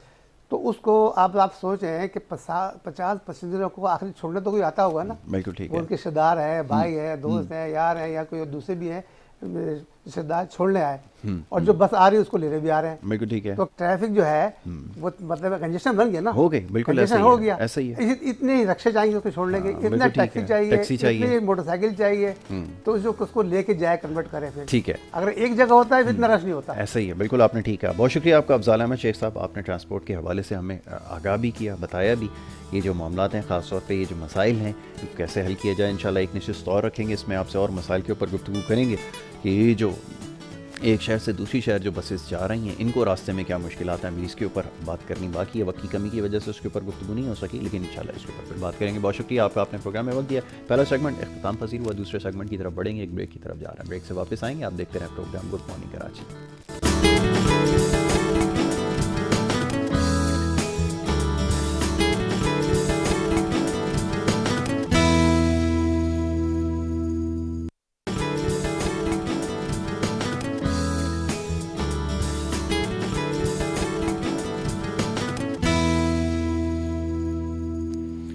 प्रोग्राम में आपको एक दफ़ा फिर खुशामदीद कहेंगे। ब्रेक पे जाने से पहले जी गुफ्तगू का सिलसिला जारी था, बात हो रही थी कुछ ट्रांसपोर्ट के इशूज़ के हवाले से, मसाइल के हवाले से। इसके बाद अब दूसरा हमारा सेगमेंट है, इसमें बात करेंगे कुछ इकानमी के हवाले से। इस वक्त जो जारी सूरत हाल है इसको डिस्कस करना ज़रूरी है, ख़ास तौर पर पिछले कई दिनों से गुफ्तगू हो रही है कोरोना के बाद की जो सूरत हाल है, ख़ास तौर पर ये जो पोस्ट कोरोना इकनॉमिक सिचुएशन है, इसके हवाले से बात हो रही है कि कैसे पाकिस्तान की इकानमी इमर्ज हो रही है। ख़ास तौर पे अभी हम देख रहे हैं जो इकानमी का एक बैरोमीटर समझा जाता है स्टॉक मार्केट, उसमें बड़ी एक्टिविटी, एक सर्ज नज़र आ रही है। क्या वजूहात हैं? रियल टर्म्स में आपकी इकानमी वाकई ग्रो कर रही है, इंडिकेटर्स आपके स्टेबल नज़र आ रहे हैं, हकीकत क्या है, इसको आज जानने की कोशिश करेंगे। बड़े ख़ास मेहमान स्टूडियोज़ में तशरीफ़ फरमाए, उनसे आज हम तमाम चीज़ों पे गुफ्तगू करेंगे। सबसे पहले खुशामदीद कहूँगा मोअज़्ज़ज़ मेहमान परवेज़ मद्रास साहब को, एनालिस्ट हैं, हमारे साथ पिछले कई प्रोग्राम्स में शरीक होते रहे हैं और ख़ास तौर पे कराची के और इसके मसाइल के हवाले से बड़ी खुलकर गुफ्तगू आपने की। आज उनको एक दफ़ा फिर खुशामदीद देंगे। बहुत शुक्रिया परवेज़ भाई, आपने हमें वक्त दिया। उनके साथ तशरीफ़ रखते हैं आसिफ इनाम साहब, एनालिस्ट हैं जी, और अब भी हमारे प्रोग्राम में ऑन एंड ऑफ शिरकत करते रहते हैं, उनसे बड़ी तफसील से गुफ्तगू होती है इकानमी के हवाले से। आज भी मौका मिला है, जो इकनॉमिक डेवलपमेंट अभी सो फार रही है, ये जो नज़र आ रही है, ये वाक़तन ऐसा है जैसा बताया जा रहा है। इसके ऊपर आज उनसे गुफ्तगू करेंगे। Thank you so very much Asif साहब for being with us on the show. Parvez भाई, सबसे पहले आपसे गुफ्तगू का आगाज़ करूँगा। इस वक्त जो सिचुएशन है, इकानमी की तरफ तो आते हैं, लेकिन इस वक्त जो ये मामला हो रहा है, ख़ास तौर पे यहाँ जो खींचातानी जारी है, जो बल्दियाती हुकूमत हैं वो अपनी मुद्दत पूरी करके जो है वो साइडलाइन हो रही हैं। लेकिन बड़ा शोर शराबा है जी कि काम नहीं करने दिया गया। दूसरी तरफ इसके ऊपर एक डिबेट चल निकली है कि जी इतनी सारी अथॉरिटीज़ एक शहर को चलाएंगी तो यहाँ पे तो होगी कन्फ्रंटेशन, मसला तो हल होता नज़र नहीं आ रहा। दूसरी तरफ बारिश रुकने का नाम नहीं ले रही है, मसाइल आपको हर जगह नज़र आ रहे हैं। मामला कैसे हल होंगे ये समझाएं ज़रा। देखिए, इकोनॉमी की आपने बात की ना, तो मैं उसको भी लेके चलता जी जी हूँ बिल्कुल कि कराची और पाकिस्तान की इकोनॉमी वो साइड बाय साइड चलती है। बिल्कुल ठीक है। अगर कराची की इकोनॉमी डिस्टर्ब होती है ना, तो समझ लें पाकिस्तान की इकोनॉमी डिस्टर्ब होती है। बिल्कुल ठीक है। आप ये थोड़ा सा इसको सोचें, डीपली सोचें, और कोई भी ऐसा होशियार आदमी थोड़ा सोचे कि क्यों कराची को डिस्ट्रॉय किया जा रहा है बिल्कुल ठीक है। और उसके रीज़न क्या है। उसके रीज़न यही है कि कराची डिस्ट्रॉय होगा तो पूरा पाकिस्तान डिस्ट्रॉय होगा, ये गवर्नमेंट फेल हो जाएगी, और दूसरे जो कराची और पाकिस्तान की जो कौम है उसको आगे बढ़ने का मौका नहीं मिलेगा, और वो फिर गुलामों की ज़िंदगी गुजारेंगे, और हमारे जो बच्चे जो है ना, जो आगे की नस्लें हैं, वो भी गुलामी बनेंगी और उनको वो अपॉर्चुनिटी नहीं मिलेंगी जो दुनिया में दूसरे बच्चों को है। बिल्कुल ठीक है। ठीक है ना। हमारे जिस डिपार्टमेंट की बात करें, एजुकेशन की, ट्रांसपोर्ट की, जो अभी पहले आप बात कर रहे थे, रोड इंफ्रास्ट्रक्चर, देखिए इंफ्रास्ट्रक्चर नहीं होगा आपकी इकोनॉमी ख़राब हो जाएगी। ठीक है। आपके लोग सही तरीके से एजुकेट नहीं होंगे, आपकी इकोनॉमी ख़राब हो जाएगी। तो यही है कि एजेंडा, आप पता नहीं इसके पीछे क्या एजेंडा है कि ये लड़ाई जो है ना, ये सामने हम टीवी में डिबेट देख रहे हैं और आपस में एक दूसरे को गालियां दे रहे हैं। यार ये तो हम ऐसी बात कर रहे हैं कि ये 10 साल तक भी ये गालियां देते रहे ना, तो इनकी गालियां ख़त्म नहीं होंगी और इनकी कमेंट्री ख़त्म नहीं होगी। मगर जो सफ़र कर रहे हैं उनका क्या? तो ये तो आप है कि एक ऑपरेशन थिएटर में एक मरीज लेटा दें और आप 3 सर्जन उसके सामने खड़ा कर दें, एक हार्ट का, और हार्ट की बीमारी उसको है ही नहीं, उसको तो किसी और की बीमारी, और तीनों जो है ना आपस में फैसला नहीं कर पा रहे हैं कि अभी इस मरीज का करे कि वो बेचारा पलंग पे ही बैठ के ना तो मर गया। तो ये कराची का हाल है कि मरीज लेटा हुआ है और जो सर्जन जिसको आना चाहिए वो नहीं आ रहे, और 3 सर्जन जो है ना आपस में डिसाइड नहीं कर पा रहे हैं कि इसका करें क्या, और वो बेचारा लेटे लेटे मर गया। तो बात दरअसल ये है कि भाई ये आपका एजेंडा कुछ और है। ये क्या अपने 20 साल से 30 साल से क्या एक रोड से ही नहीं कर सकते? एक चीज देख लो ना यार, एक इलाका देख लो, एक इंडस्ट्रियल एरिया देख लो, आप साइड में जाओ, आप साइड की रोडों को देखो, क्या ऐसे इंडस्ट्रियल एरिया होते हैं? इस तरीके से प्रोडक्शन बढ़ती है।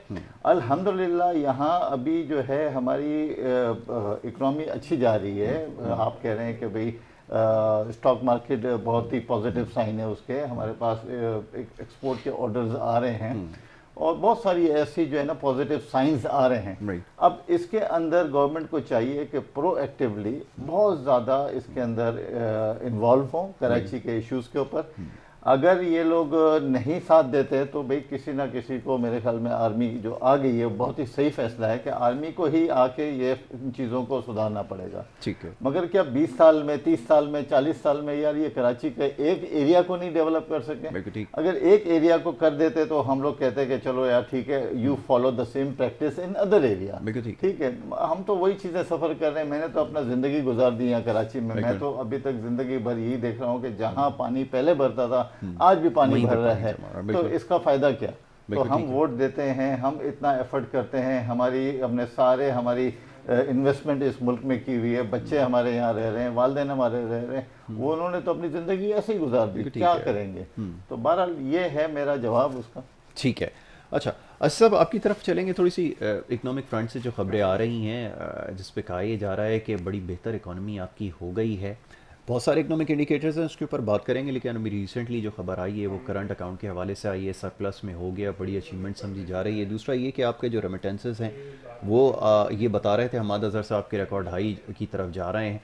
तो ये आप किस तरह देख रहे हैं? और ये पोस्ट कोविड सिचुएशन, इसको अगर मान लिया जाए तो इसमें आपको कुछ रिवाइवल नज़र आ रहा है? आपकी इकोनॉमी को दोबारा से आप देख रहे हैं कि राइट ट्रैक पर आई है कहीं? जी बिस्मिल्लाहिर्रहमानिर्रहीम। ये तमाम चीज़ें जो हैं ये पॉजिटिव हैं, बल्कि करंट अकाउंट जो डेफिसिट है इसके सिलसिले में तो ये कहा गया था कि ये कभी शायद पाकिस्तान में जो है वो सरप्लस हो ही नहीं सकता। राइट। तो वो बहुत बड़ी अचीवमेंट है। और अगर आप इमेजिन करें, पिछली गवर्नमेंट जो है तकरीबन $30 बिलियन का डेफिसिट छोड़ के गई थी, उसको सरप्लस करना तो ये मार्का तो लारा काम है। ठीक है। ऑब्वियसली चैलेंजेस बेताशा हैं, हर चीज़ जिसको हाथ लगाएं उसमें गलत मुआहदा है, तमाम चीज़ें बिखरी हुई हैं, Right. चाहे एनर्जी ले लें, चाहे जो चीज़ ले लें, इंफ्रास्ट्रक्चर ले लें। आपको पता नहीं, हैरानगी होगी ये सुन के कि सिंध गवर्नमेंट जो है जी। 25 साल से इंफ्रास्ट्रक्चर टैक्स ले रही है कि पोर्ट पे जो भी माल आता है उसके ऊपर वो इंफ्रास्ट्रक्चर के नाम पे पैसे ले लेती है बिल्कुल ठीक कि है। जी हमें इंफ्रास्ट्रक्चर बनाना है। तो अभी तक मुझे तो कोई ऐसा इंफ्रास्ट्रक्चर नहीं नज़र आया। अगर जो 2-4 शाराएँ आपको सही नज़र आ रही हैं वो नेशनल हाईवे अथॉरिटी जी, मेंटेन जी, करती है, NHA जैसे के शारा पास, फैसल भी NHA के अंडर है, वरना तो मेरे ख्याल में वो भी चांद का रोड हो जाएगा। राइट, तो राइट। अच्छा, दूसरे डेमोक्रेसी के सिलसिले में अरस्तु साहब ने एक बहुत अच्छी बात कही थी, पता नहीं मैं ऐसे ही बता दूं कि जब आप एक जहाज़ लेते हैं तो आप जहाज़ को, जब आप मर्चेंट नेवी का जहाज़ लेंगे और उसको आप चलाना चाहेंगे तो आप उसके कैप्टन का इंतखाब करते हैं। बिल्कुल ठीक है। तो उसके कैप्टन के लिए आप ये देखते हैं कि इस कैप्टन में सलाहियत है, इसको कितना तजर्बा है, इसको फलां है, बिल्कुल ठीक ठीक है ना। तो क्या जमहूरियत में ये सब सिस्टम फॉलो हो रहे हैं? उसके अपने नेचुरल फिल्टर हैं, दुनिया में हो रहे हैं, हर जगह तो नहीं ऐसा होता ना कि डेमोक्रेसी वरना तो फेल ही हो जाती। हर जगह सियासी पार्टियां उसका सिस्टम होती हैं कि वो चेक एंड बैलेंस लें। ये नहीं हो कि जी मतलब 70 साल से है एक आदमी वो सियासत कर रहा है और वो फिर किसी मतलब ऐसे ही 20-25 साल के बच्चे के पीछे खड़ा हो जाए कि जी ये मेरे लीडर हैं। तो ये को अकबर बादशाह तो नहीं है कि जी 12 साल की उम्र में अकबर बादशाह जो है वो बादशाह बन गया था, फिर उनकी मदर काम चलाती थी। तो बहरहाल we need to learn a lot. और पाकिस्तान में डेमोक्रेसी होने के लिए पहले तो सब पार्टियों में डेमोक्रेसी हो तो मुल्क में होगी। जो जहाँ तक IPPs वगैरह है, जो एनर्जी की मेन बैकबोन है, उस पर भी गवर्नमेंट ने खासी पेशरफ्त की है, मगर असल ये है कि वो पेशरफ्त तो जब हम मानेंगे जब हमारे बिलों में वो ठीक होके आए कि जी हाँ जी इंडस्ट्रियल टैरिफ जो 18-19 रुपए का है वो 10 रुपए हो गया रीजनली कंपेटिटिव, तो हम कहेंगे हाँ ठीक है। And then you will see Pakistan में ग्रोथ पोटेंशियल बहुत Results है। produce करना फिर वो शुरू 10% ग्रोथ रेट जो है, देखिए हमारा बेस इतना छोटा है, अगर ऑफिशियल देखें तो 250, अनऑफिशियल देख लें तो 400, तो 400 को 800 होना इन 3-4 ईयर्स इज नथिंग। तो उसका फिनोमिनल ग्रोथ रेट है, उससे एम्प्लॉयमेंट हर चीज़ पे इफेक्ट आएगा। राइट। मगर उसके लिए सब चीज़ों के लिए you need a good captain, you need a good team के जो सब मेरिट्स पे हों। अब उसमें मतलब how democracy can deliver a merit, ये भी अब एक बहुत बड़ा जो है वो सिचुएशन मतलब अब कॉन्सेप्ट आ गया। बिल्कुल ठीक है। असब एक चीज़ का और तस्करा कीजिएगा कि पाकिस्तान में एक आम आदमी क्वेश्चन ये करता है कि सर्कुलर डेट के हवाले से जो भी गवर्नमेंट आती है वो कहती है जी हमने इतना छोड़ा था, कोई कहते हैं हमने 300 अरब रुपए थे, फिर 1000 अरब क्रॉस कर गया। वो कहते हैं कि ये क्यों बैकलॉग्स होते हैं, ये क्लियर क्यों नहीं होते, क्यों एक विशेष साइकिल बन गया है कि एक पेमेंट दूसरी पेमेंट नहीं कर पाता इदारे को, और फिर वो इस तरह ये एक सर्कल चलता रहता है जिसको हम कहते हैं कि ये गर्दिशी कर्जे हैं। ये क्यों नहीं मसला वंस एंड फॉर ऑल हल हो सकता? इसके लिए क्या करना पड़ेगा, ये थोड़ा समझाएं। उसकी वजह यह है कि आपके माहे बिजली के गलत। राइट। जो माल ही 2 रुपए का है वो आपने 6 रुपए में खरीद लिया, तो अब मैं आपसे 2 रुपए का 2.5 रुपए ले लूंगा जबरदस्ती। चलिए आप मेरे कैप्टिव है ना पाकिस्तान के, अब मैं 2 का 4 रुपए लूंगा तो आप कंपेटिटिव ही नहीं रहेंगे, आपका बाहर से माल आ जाएगा। ऐसा ही जो आपने करंट डेफिसिट में देखा पिछली गवर्नमेंट में, जो करंट डेफिसिट इतना बड़ा था उसकी मेन वजह थी उन्होंने सनतें तबाह कर दी थी। मतलब आपको एक शो पीस तरक्की नजर आई, वो इस तरह के जी 100 रुपए का एक प्लांट खरीदा, उसको 500 रुपए का बिल बनवाया और उसको तरक्की कह दी कि 500 रुपए की तरक्की हो गई, जबकि पैसे तो 500 के हिसाब से जाएंगे तो डिफ्लेट होगा। तो वो मतलब अगर आप वो लिपस्टिक मतलब उसको जो अपना जिसको कहते हैं कि पिक को जो है वो लिपस्टिक लगा के उसको नहीं चेंज किया जा सकता, वो अगर आप हटा दें तो मेरे ख्याल में रियल ग्रोथ उनके दौर में 0 रही है, बल्कि उन्होंने जो कुछ था वो भी खासी हद तक डिस्ट्रॉय किया था। तो वही इंडिकेशन होता है कि आपको करंट अकाउंट डेफिसिट पे नजर आता है कि आपकी इकोनॉमी का बिल्कुल बेड़ा गर्क हो गया था, हर चीज़ ही अनकम्पेटिटिव हो गई ना। तो इन्होंने तो खैर कुछ चीज़ें तो कंट्रोल की हैं उससे, टैरिफ से, विच दे कुड हैव ऑल्सो। मतलब अगर इतना अलार्मिंग बढ़ रहा था तो फिर इन्होंने तमाम जो FTAs हैं वो बड़े रैशनली पाकिस्तान के फेवर में किए हैं। पाकिस्तान के तो बिल्कुल वो अगेंस्ट थे, मतलब वो तो जो मर्जी जिसने लिखा वो आपने जो है वो उसको कर दिया। बिल्कुल ठीक है, उसको इन्होंने बहुत ठीक किया है। और आप बताएं कि अच्छा एक चीज़ और जिसके बारे में सवाल किया जाता है, मैं परवेज साहब की तरफ आऊँगा। ये एक इशू था जिसकी अभी बात की उन्होंने सर्कुलर डेट के हवाले से, पॉलिसी के हवाले से बात होती रही है। अब ज़ाहिर है कि पिछली जो पॉलिसी होती रही है, पॉलिसी मेकिंग, उसमें बहुत सारे फ्लॉस थे, बहुत सारे लूपहोल्स थे, अभी बहुत सारी चीज़ें एक्सपोज भी अभी हो रही हैं, चीज़ें सिस्टमेटिक करने में थोड़ा टाइम लगता है। लेकिन ये कोरोना की वजह से एक जॉल्ट लगा पूरी दुनिया में, हमने इकॉनमीज़ को देखा है कि जॉल्ट बड़ा सीरियस लगा है, बड़ी इकॉनमीज़ बड़ी बुरी तरह शटर हुई हैं। आपको क्या लगता है, रिकवरी हो रही है, नज़र आ रही है, और जैसे जैसे वक्त गुजरता जाएगा आपको लग रहा है चीज़ें सिस्टमेटिक होंगी? क्योंकि इनिशियली तो बड़ा इसको क्रिटिसाइज़ किया गया था खासतौर पे पॉलिसी के हवाले से कि राइट डायरेक्शन पे नहीं है। How do you see this policy? देखें यासिर, पाकिस्तान की जो इकनॉमी जो है ना वो ग्रे इकनॉमी जो है ना वो काफ़ी बड़ी उसका साइज़ है, राइट और जो हमारी ऑफिशियल इकोनॉमी है ना उसका साइज़ छोटा है। तो अब जब ये कोरोना एक ऐसी हालात आ गए जिसमें सारी दुनिया ने सफ़र किया और बहुत से मुल्क इसमें जो है ना बड़े मुश्किल से गुजर रहे हैं। राइट अच्छा, पाकिस्तान की वैसे जो ऑफिशियल इकोनॉमी की साइज़ कम थी, तो आप देखें कि पाकिस्तान जो है ना बहुत जल्दी उस पर ऑफिशियली बहुत जल्दी उस पर रिकवर करेगा, क्योंकि ग्रे इकोनॉमी तो वो उसके गवर्नमेंट के खाते में नहीं जाती ना। अब आप देखेंगे बहुत सारी चीज़ें जो है ना बड़ी अच्छी जा रही है।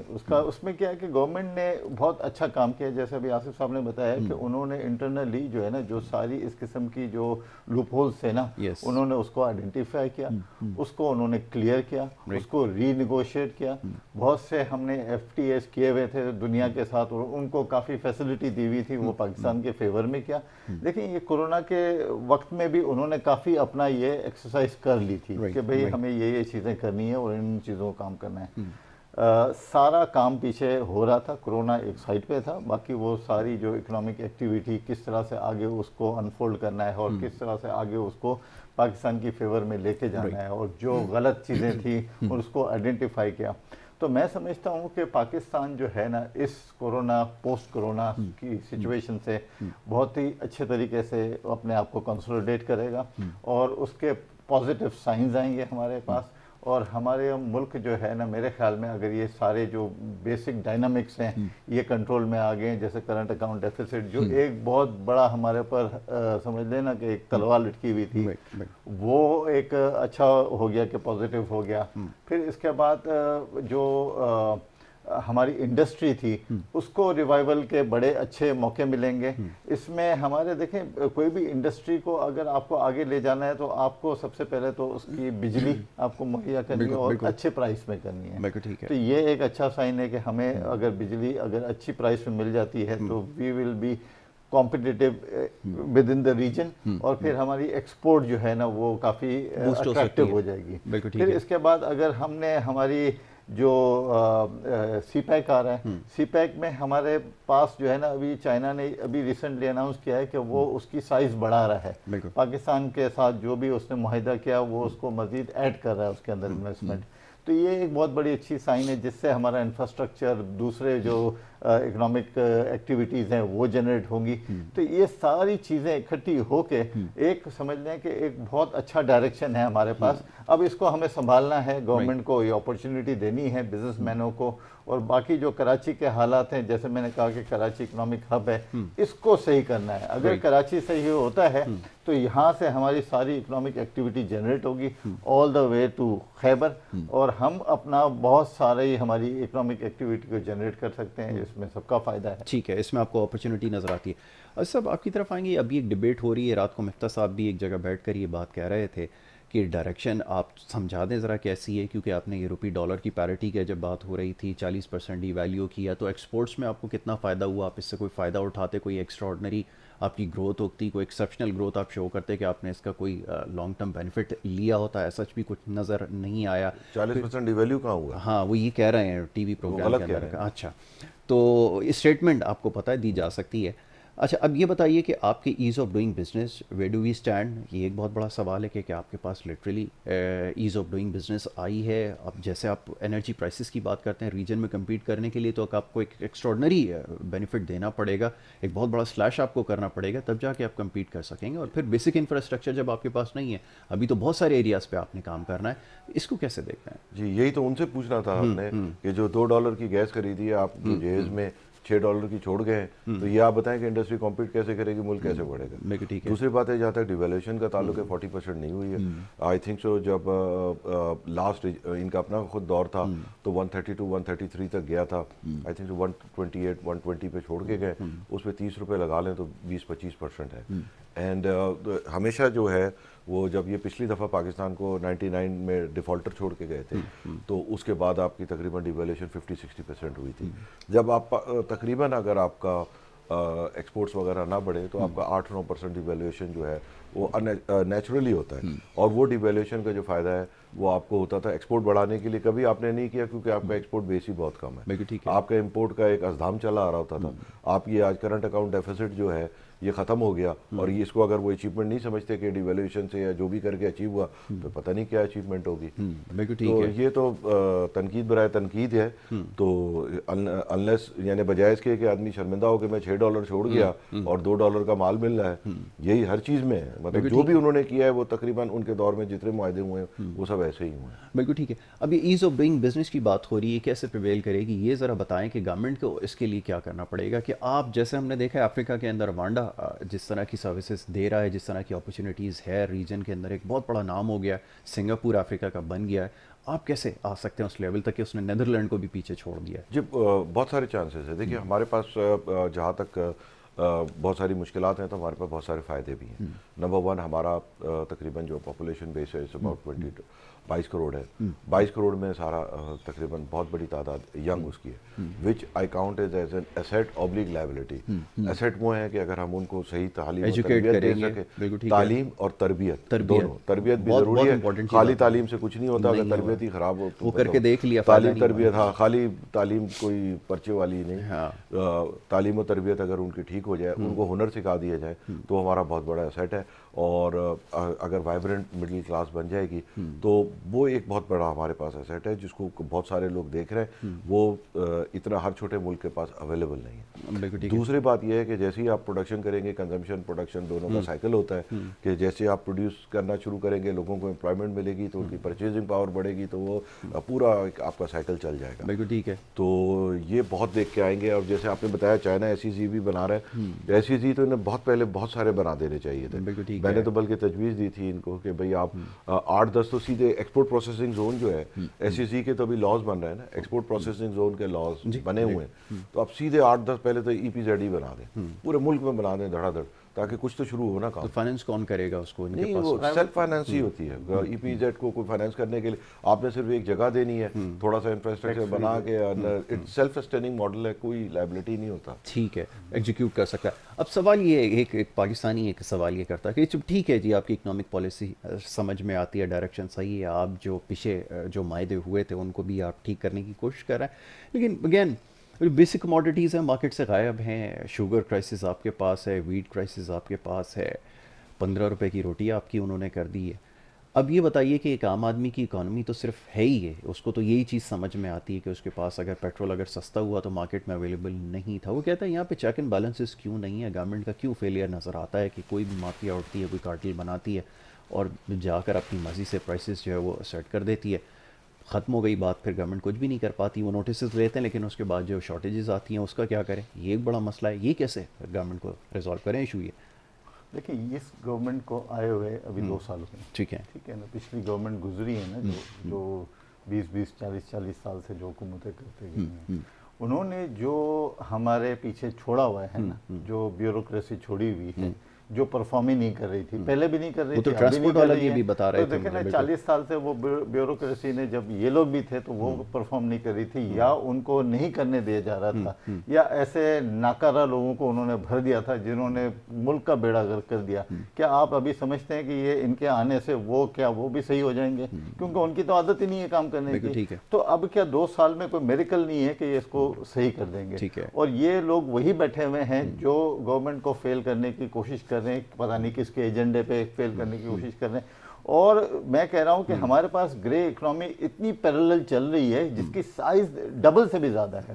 अब वो ग्रे इकोनॉमी का जो पैसा है ना, वो कहीं ना कहीं तो यूटिलाइज होगा ना। वो क्या करते हैं कि वो उसकी स्टॉक कर लेते हैं। आपका वीट उन्होंने देखे ना, लाखों बोरियां वीट की पकड़ी गई है। क्या लाखों बोरियां वीट की आपने गोडाउन में क्यों छुपा के रखी हुई है? उसकी प्राइस को बढ़ाने के लिए, या जो है ना उसको रोटी सस्ती नहीं हो जाए उसके लिए। चीनी को स्टॉक कर लिया कि भाई चीनी सस्ती नहीं हो जाए उसको। अब गवर्नमेंट ने बोल दिया ठीक है मैं चीनी इंपोर्ट करता हूँ और मैं 50 रुपए में बेचूंगा, वो बल्ले अपने बच्चे की सालगिरह में मिठाई बांटें उस चीनी की बना के ना। और फिर इस तरह से वीट भी इंपोर्ट कर लेंगे। तो बात दरअसल ये है कि देखिए गवर्नमेंट जो करना चाह रही है, जो कर सकती है वो कर रही है अंडर द करंट सिचुएशन। ठीक है ना, इसमें देखें सारी ब्यूरोक्रेसी को, सारे लोगों को एक पेज पे आना पड़ेगा और वो इस वक्त बहुत मुश्किल है कि आपकी 5 उंगलियां बराबर नहीं है। और सारी ब्यूरोक्रेसी को आप 2 साल में सही नहीं कर सकते। सारे लोगों लोगों को आप एक पेज पे नहीं ले जा सकते। Right. तो बात असल के देखें इस गवर्नमेंट की, ठीक है, कुछ प्रॉब्लम्स भी हैं और कुछ खामियां भी हैं, मगर ठीक है, मैं समझता हूं कि हमारे पास अभी कोई चॉइस नहीं है। ठीक है, तो इसका मतलब ये है कि ये बिल्कुल सही डायरेक्शन में जा रहे हैं और ठीक है। इंशाल्लाह अच्छा, इसके ऊपर अभी गुफ्तगू करते हैं, छोटी सी ब्रेक के लिए कहा जा रहा है, ब्रेक लेते हैं, ब्रेक के बाद वापस आएंगे, गुफ्तगू जारी रहेगी। आप देखते रहें गुड मॉर्निंग कराची।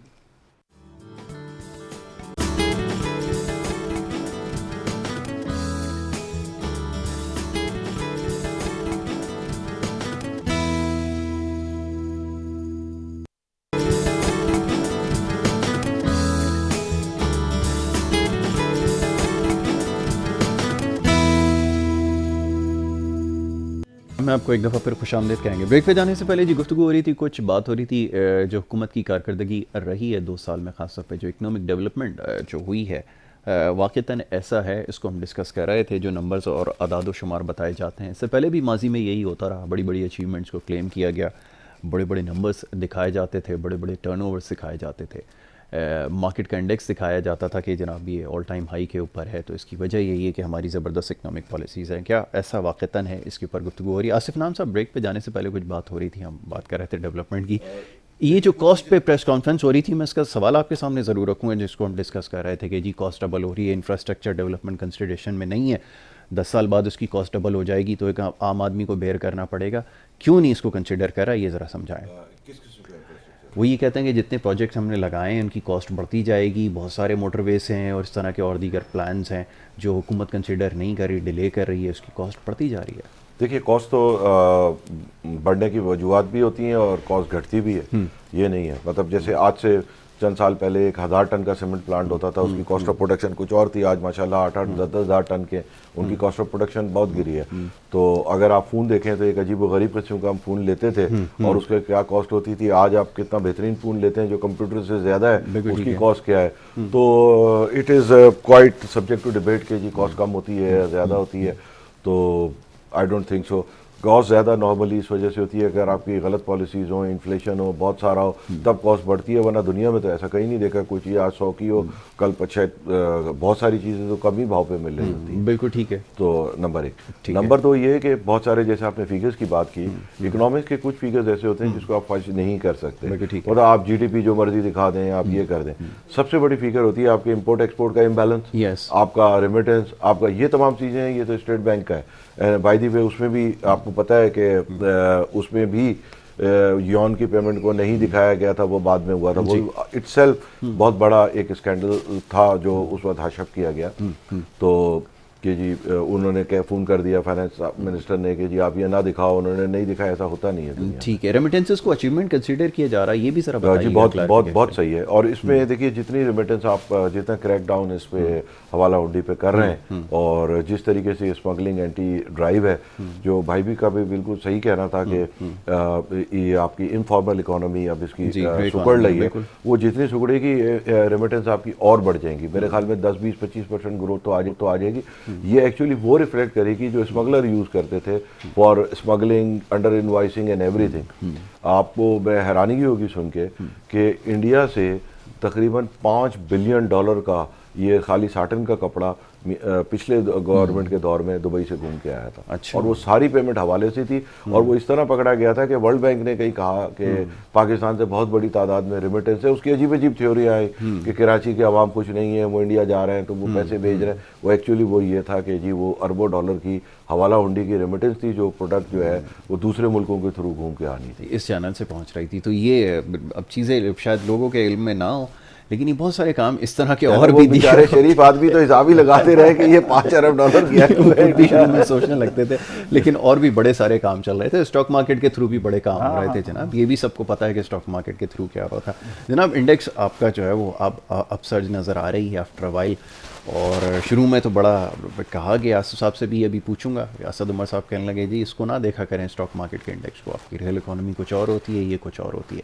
लेकिन अभी तो इसके बारे में भी बात हो रही है कि जी आपको अब नज़र आ रहा है जी स्टॉक मार्केट ग्रो कर रही है, इन्वेस्टर आ रहा है। वो तो एक अलग सब्जेक्ट है, उसके ऊपर तो बड़ी लंबी डिबेट है कि आपका कितना फॉरेन इन्वेस्टर है, इन्वेस्टमेंट आके उसमें रही है, रिटेलर्स कहाँ खड़े हैं मार्केट में, कौन एक्सपोजर ले रहा है कौन नहीं ले रहा है, ये तो भी डिस्क्लोज़ नहीं हो रहा। लेकिन आपको क्या नज़र आता है, बाकी ऐसा है परफॉर्मेंस बेहतर हो रही है? देखें, ये स्टॉक मार्केट है ना, ये एक हमारी पाकिस्तान की या दुनिया की कोई भी इकोनॉमी होती है ना, एक इसका एक बहुत बड़ा एक पार्ट होता है, ठीक है ना।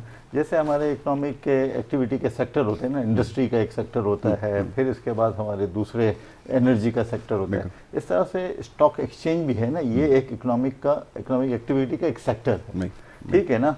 और वो एक इकोनॉमिक एक्टिविटी का एक इंडिकेटर है कि उससे पता चलता है कि आगे आपकी गवर्नमेंट की पॉलिसी अच्छी जा रही है कि गवर्नमेंट की पॉलिसी ख़राब जा रही है। आपका करंट अकाउंट डेफिसिट और आपके जो डायनामिक्स होते हैं ना इकोनॉमिक्स के, अगर वो इम्प्रूव होते हैं ना, तो वो उसकी साइन जो है ना वो वहाँ रिफ्लेक्ट हो रही है, रिफ्लेक्ट होती है, बिल्कुल ठीक है। उससे आपको पता चलता है कि भाई ये जो इकोनॉमिक एक्टिविटी है वो अच्छी जो होने को जा रही है, गवर्नमेंट की जो पॉलिसीज़ है ना वो सही डायरेक्शन में जा रही हैं, गवर्नमेंट जो एक्शन ले रही है वो अच्छे ले रही है, तो उसका रिफ्लेक्शन जो है ना आपकी वहाँ स्टॉक एक्सचेंज में पड़ रहा है। बिल्कुल ठीक है। अच्छा, दूसरी बात ये है कि जब आप अभी देखें एक्सपोर्ट के ऑर्डर्स आ रहे हैं, टेक्सटाइल वाले बड़े खुश हैं कि हमारे एक्सपोर्ट के ऑर्डर्स काफ़ी आ रहे हैं। हमारे पास प्रॉब्लम ये है कि हमारे पास कैपेसिटी नहीं है। अगर हमारे पास कैपेसिटी हो तो हमारे वो एक्सपोर्ट के जो ऑर्डर हैं वो राइट टाइम पे मैच्योर हो जाएं और हमें और उसकी भी रेमिटेंसेस और उसके भी हमारे अर्निंग शुरू हो जाती है फ़ौरन। अच्छा, ये सारे हमारे इकोनॉमिक इंडिकेटर्स हैं जिसका फ़ायदा ये है कि हमारी स्टॉक एक्सचेंज बढ़ रही है। अच्छा, दूसरी बात ये है कि अगर एक कारोबारी है, चलो मैं तो आपको एक कैंडिडेटली एक बात कर रहा हूँ कि एक कारोबारी है, अब हम तो ये कहते हैं ना यार, हम तो बारिश भी हो रही है, हाथ पे हाथ धरे बैठे हुए हैं, काम नहीं हो रहा है, तो अब करें क्या, कहाँ पैसा लगाएं, क्या करें? चलो यार स्टॉक एक्सचेंज में ले दे करो तो कुछ ना कुछ तो फायदा हो जाएगा। तो एक उसका भी कंपोनेंट आ जाता है कि चलो इस किस्म के जो होते हैं जो just to take some chances, you know, वो भी बिजनेस में आ जाते हैं स्टॉक मार्केट के, तो उससे भी वो भेड़ चाल में वो आगे बढ़ जाता है। तो ये सारी चीज़ें होती हैं कि एक होते हैं जो सीरियसली उसको कंसिडर करते हैं, एक देखते हैं कि यार ये इंडस्ट्री प्रोग्रेस कर रही है तो उसके इन्वेस्टर होते हैं, और एक वो इन्वेस्टर होते हैं जो देखते हैं कि यार अपॉर्चुनिटी है, चलो इसके अंदर घुस जाओ तो इसके अंदर काम करें, क्योंकि दूसरे काम तो ऐसे है नहीं अभी सरफेस पे कि आप देखो कि भाई किस चीज़ में हम हाथ डालें। कोरोना के बाद तकरीबन समझ लो 4 महीने तो इंडस्ट्रियां बंद रही, कारोबार बंद रहा, तो करें क्या, तो चलो ठीक है अभी ये है कि अभी इसके अंदर डालो फॉर द टाइम बिंग, फिर देखेंगे क्या होगा। तो ये सारे कंपोनेंट्स हैं, तो इंशाल्लाह देखें ये साइन अच्छे हैं। और अगर हमारे स्टॉक मार्केट की अगर प्रोग्रेस जाती है तो उससे हमें ये है कि पाकिस्तान में और दुनिया के सामने हम अपना जो है ना पॉजिटिव इमेज दिखा रहे हैं। हम ये दिखा रहे हैं कि पाकिस्तान में स्टॉक मार्केट भी परफॉर्म कर रही है और उससे हमारा फॉरेन इन्वेस्टर भी आता है। देखें स्टॉक मार्केट एक बहुत बड़ा पुलर है आपकी इन्वेस्टमेंट को लाने के लिए। आपकी जितनी भी रेमिटेंसेज आ रही हैं, ऑफिशियल रेमिटेंसेज आ रही हैं ना, वो stock exchange is a puller, वो चीज़ लेके आता है। तो देखें इससे तो हमारा बहुत अच्छा फ़ायदा है ना कि आपकी दुनिया में आपके लिए एक पॉजिटिव इमेज जा रहा है, आप वो पैसा पुल करके अंदर ला रहे हैं और इसको आपकी इकोनॉमिक एक्टिविटी में, जैसे कहते हैं कि असल इकोनॉमिक एक्टिविटी में डाल रहे हैं, ये ग्रे इकोनॉमिक एक्टिविटी में नहीं डाल रहे हैं। एक जो होता है ना कि ग्रे, तो ये अच्छा है कि आपकी असल इकोनॉमिक एक्टिविटी में वो पैसा पुल होके आ रहा है, वो जनरेट हो रहा है, साइकिल हो रहा है और उससे आपके पॉजिटिव साइन भी जा रहे हैं। यहाँ लोगों के भी जो है ना बहुत ही अच्छे उनके भी व्यूज़ हैं और हमारी इंडस्ट्री के ऊपर, हमारी परफॉर्मेंस के ऊपर, तो ये बहुत अच्छा इंडिकेटर है। बिल्कुल ठीक है। आसिफ नाम साहब, कैसे अट्रैक्शन हो सकती है? लोग ये सवाल करते हैं, आपको उसके लिए डिस्काउंट रेट कम करना पड़ता है, इन्फ्लेशन को नीचे लेकर आना पड़ेगा, ये एक बड़ा चैलेंज होगा, फिर जाके थोड़ी सी अट्रैक्शन स्टॉक मार्केट में आता है कि पैसा लोग निकलवाते हैं जो सेविंग अकाउंट में रखा होता है, फिर वो रियल एक्टिविटी के अंदर डालते हैं, तो पूरी चीज़ें सिस्टमेटिक होती हैं। लेकिन यहाँ ऐसा कुछ नज़र नहीं आया। गवर्नमेंट के लिए चैलेंजेस हैं, अभी भी CPI के नंबर बढ़ रहे हैं, आगे और बड़े सीरियस प्रॉब्लम्स हैं। पेट्रोलियम की प्राइसेस जो बढ़ती हैं उससे बड़ी एक हिट लगती है हमारी इन्फ्लेशन को ओवरऑल।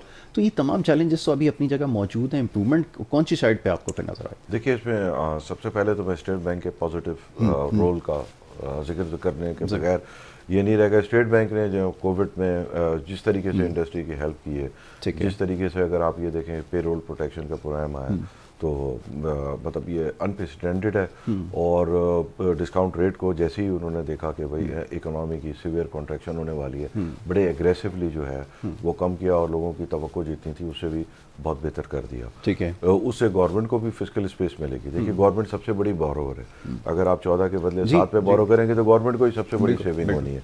तो वो गवर्नमेंट के पास रिलीफ मिल गई, वो उसने लोगों को बाहर देखिए जो आपका ये अपना जो कोरोना वायरस में जो लोगों को पैसे मिले हैं ना उसके कार्ड के जरिए, ये 12,000 रुपये, ये आपको अंदाज़ा नहीं है कि ये कितना उन लोगों के लिए जो है वो किस तरीके से। अगर आप अपने नेबर कंट्री का देखें तो वहाँ मैं समझता हूँ कि बेचारे इंसान को जो है जानवर की तरह ट्रीट किया गया और उनका क्या हशर हुआ है, उससे आप अपने यहाँ कंपेयर करें तो आपको बहुत डिसेंसी नज़र आएगी। बिल्कुल ठीक है। तो वहाँ पे तो इस तरीके से लोगों ने इस तरह किया कि जी बहुत सारे लोगों ने घरों से मुलाजमी को निकाल दिया कि अंदर ही मत घुसो। वो बेचारे लोग 2-2 हज़ार मील यानी 3,000 किलोमीटर लोग पैदल घर चलते गए। कल ही मैं देख रहा था एक शख्स 150 किलोमीटर साइकिल चलाकर जो है वो गया एक जगह से तो कुछ नहीं है, लोग बेचारे दिल्ली से एक स्टेट से दूसरी स्टेट तक गए, बिहार तक, इमेजिन बेचारे पैदल, और किस तरह।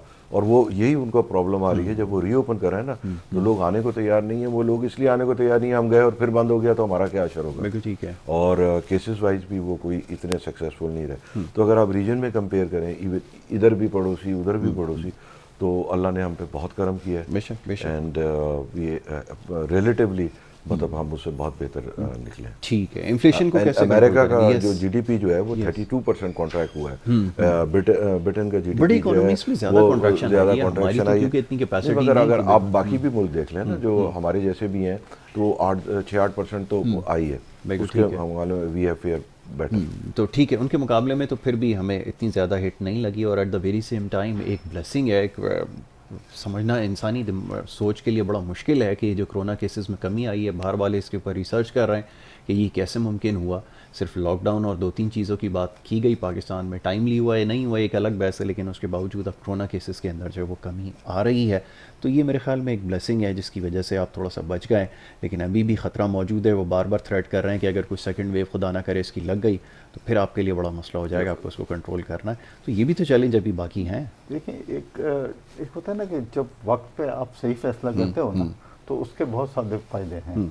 आप कारोबार में या किसी भी अपने फैमिली के जो भी होते हैं इश्यूज होते हैं, उसमें वक्त पे अगर सही फैसला होता है तो उसके बड़े दूर तक असर जाते हैं। देखें, ये कोरोना जो वबा आई थी पूरी दुनिया में आई थी, ये पाकिस्तान में कोई नहीं आई थी। मगर हमारी गवर्नमेंट ने क्या किया कि वक्त पे फैसला करके, क्योंकि उनको पता था कि इतनी बड़ी पॉपुलेशन को एक साथ बंद करना, और हमारे इकनॉमी भी इतनी मजबूत नहीं थी कि हम उनको घर पे बैठ के खाना खिला सकते हैं। हम अमेरिका नहीं, हम चाइना नहीं, हम दूसरे नहीं हैं। तो जाहिर बात है कि हमें ऐसा करना चाहिए कि जहाँ हमारी इस तरह की पॉपुलेशन है और जहाँ हमने देखा कि वहाँ उस एरिया में हमें ये ज़्यादा वायरस फैल रहा है, तो हमने क्या किया कि उसको हमने स्मार्ट लॉकडाउन कर दिया। तो ये देखिए गवर्नमेंट की जो पॉलिसी उसके ऊपर सोच रहे थे ना। देखिए मैं ये भी कह रहा हूँ कि हमने जब कोरोना आया तो ऐसा नहीं कि गवर्नमेंट ने इकोनॉमी के ऊपर सोचना बंद कर दिया, गवर्नमेंट ने जो है ना इंडस्ट्री के ऊपर सोचना बंद कर दिया, गवर्नमेंट ने जो है ना IPPs के ऊपर सोचना बंद कर दिया। वो कहीं ना कहीं वो डिपार्टमेंट काम कर रहा था। ऐसा नहीं कि सारे लोग सर जोड़ के एक ही कोरोना के पीछे पड़ गए थे, वो काम कर रहे थे। तो ये जो कोरोना के ऊपर जो उनको एक्शन लेना था वो उन्होंने उसके ऊपर सोचना शुरू कर दिया कि भाई अब क्या करें, क्योंकि हमारे पास सिचुएशन बहुत वीक है, पैसे हमारे पास है नहीं, लोग हमारे सामने खड़े हुए हैं, हम क्या करें। तो उन्होंने देखें बहुत सही फैसला लिया उस वक्त, और दुनिया उसको अप्रिशिएट भी कर रही है और उसके फायदे भी हुए पाकिस्तान को। ठीक है, देखें ये तो एक पेंडेमिक है ना, अभी इसका तो यही हाल है कि जब तक आपकी वैक्सीन नहीं आती है तो उसका इलाज नहीं है। बिल्कुल ठीक है ना। हम उसके इलाज को इसी तरह से कर सकते हैं कि हम स्मार्ट लॉकडाउन करें, लोगों को ये हम बावर कराएं और उनको बताएं कि भाई आपको एहतियात करनी है, मास्क पहन के आपको बाहर जाना है पब्लिक प्लेसेस पे। और ये बहुत मुश्किल होता है कि आप लोगों को उस तरफ ले जाएं। मगर फिर भी गवर्नमेंट ने काफ़ी मेहनत की और लोगों को चाहिए कि भाई ये एहतियात करें। और अब जो है ना सेकंड वेव आए इससे पहले हमें उसकी तैयारी पकड़नी है।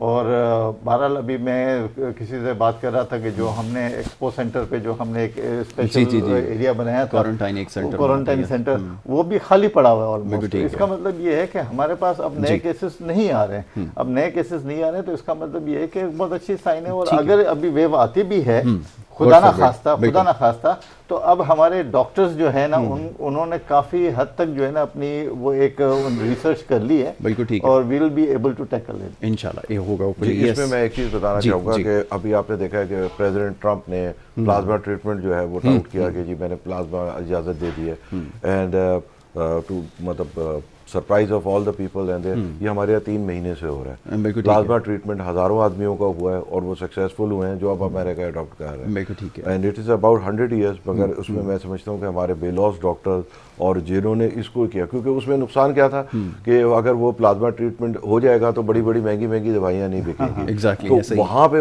उसने इतना कंट्रोल किया, जो भी ये सेक्टर था, कि उन्होंने अब जाके अलाउ किया है। प्रेशर होता है प्रेशर फार्मास्यूटिकल पे। जो जबकि इंडस्ट्री यहाँ होता है पे उसमें। जो मैं उन बेलॉस डॉक्टर्स को सलाम पेश करता हूँ जिन्होंने इसको न सिर्फ शुरू में किया एंड दी गवर्नमेंट्स आल्सो बहुत initially इस चीज़ को उन्होंने और disclose बहुत किया। शुरू में ही करके, और वो जो किया है मैं समझता हूँ कि अल्लाह ही और वो उनको क्लेम इसका कर रहे थे बिल्कुल इस जज़ा चीज़ दे को कि सकता है। यही इसका इस वक्त वाहिद हल है, और इस वक्त काफ़ी इसके ऊपर बात हो और रही थी। उसकी वजह से ही हमारे आईसीयूज पे प्रेशर बहुत जो नहीं वो पड़ा। कम आ गया। तो जो आइडिया लाए, जिन्होंने इम्प्लीमेंट किया, I think they Results all deserve कि हमसे दुआ कर सकते हैं उनके लिए कि अल्लाह उन्हें बिल्कुल और ठीक है। अच्छा आसिफ नवाज साहब, एक बात जिसके बारे में अभी खान साहब ने जैसे बीआरटी का इफ्तिताह करने के लिए गए, उन्होंने कहा कि जी ये बड़ा इनिशियली जब ये प्रोजेक्ट जब अनाउंस किया गया था तो हम बड़ा अपोज कर रहे थे।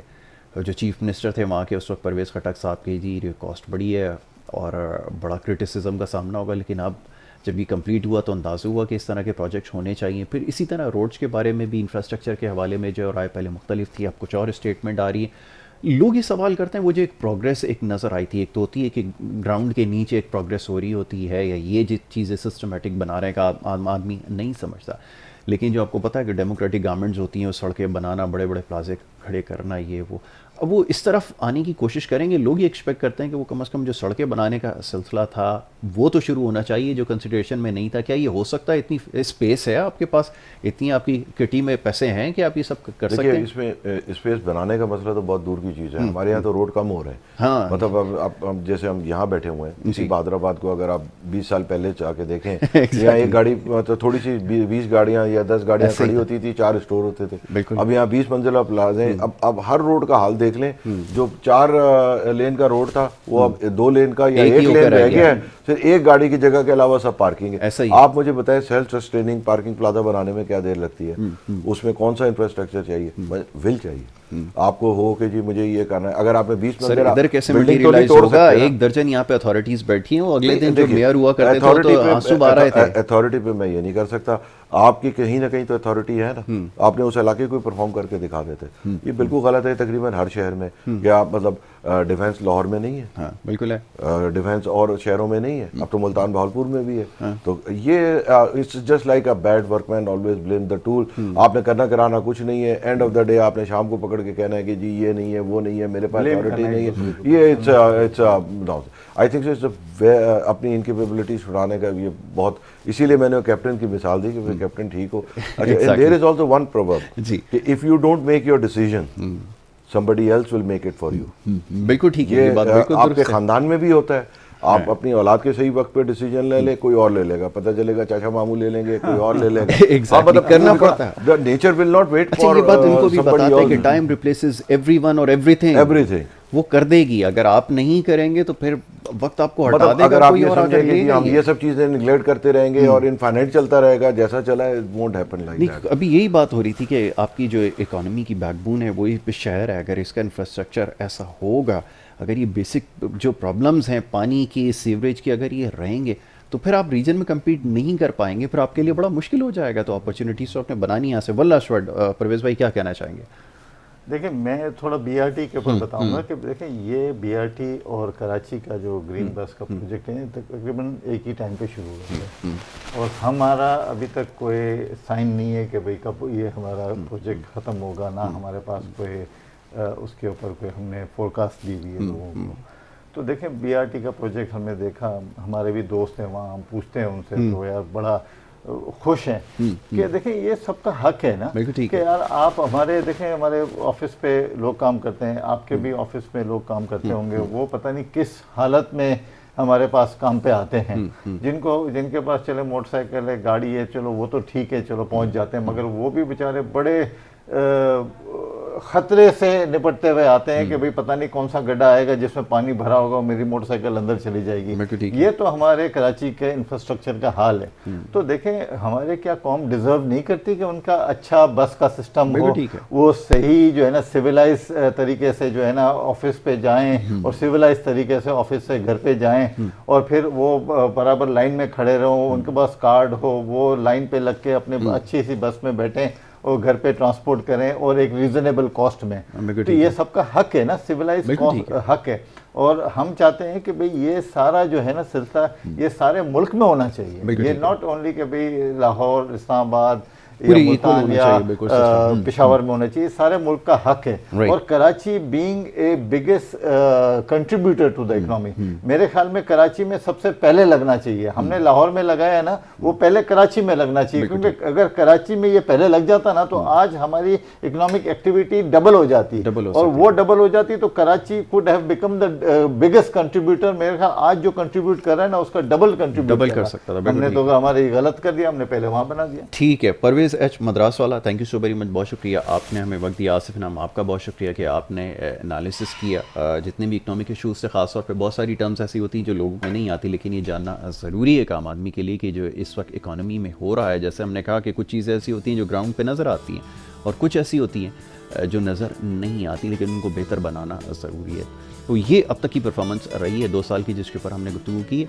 आगे इंशाल्लाह ये मामला डिस्कस होते रहेंगे, आपके सवालात मौसूल हुए, इंशाल्लाह आगे जो प्रोग्राम होंगे उसके अंदर ज़रूर इसके ऊपर गुफ्तगू करेंगे। यहाँ पर वक्त हमारे पास ख़त्म हो गया, लेकिन कल इंशाल्लाह इसी प्रोग्राम में दोबारा हाजिर होंगे। अपना बहुत ख्याल रखिएगा। मोहम्मद यासिर को और हमारी टीम को दीजिए इजाज़त। अल्लाह ने के बाद।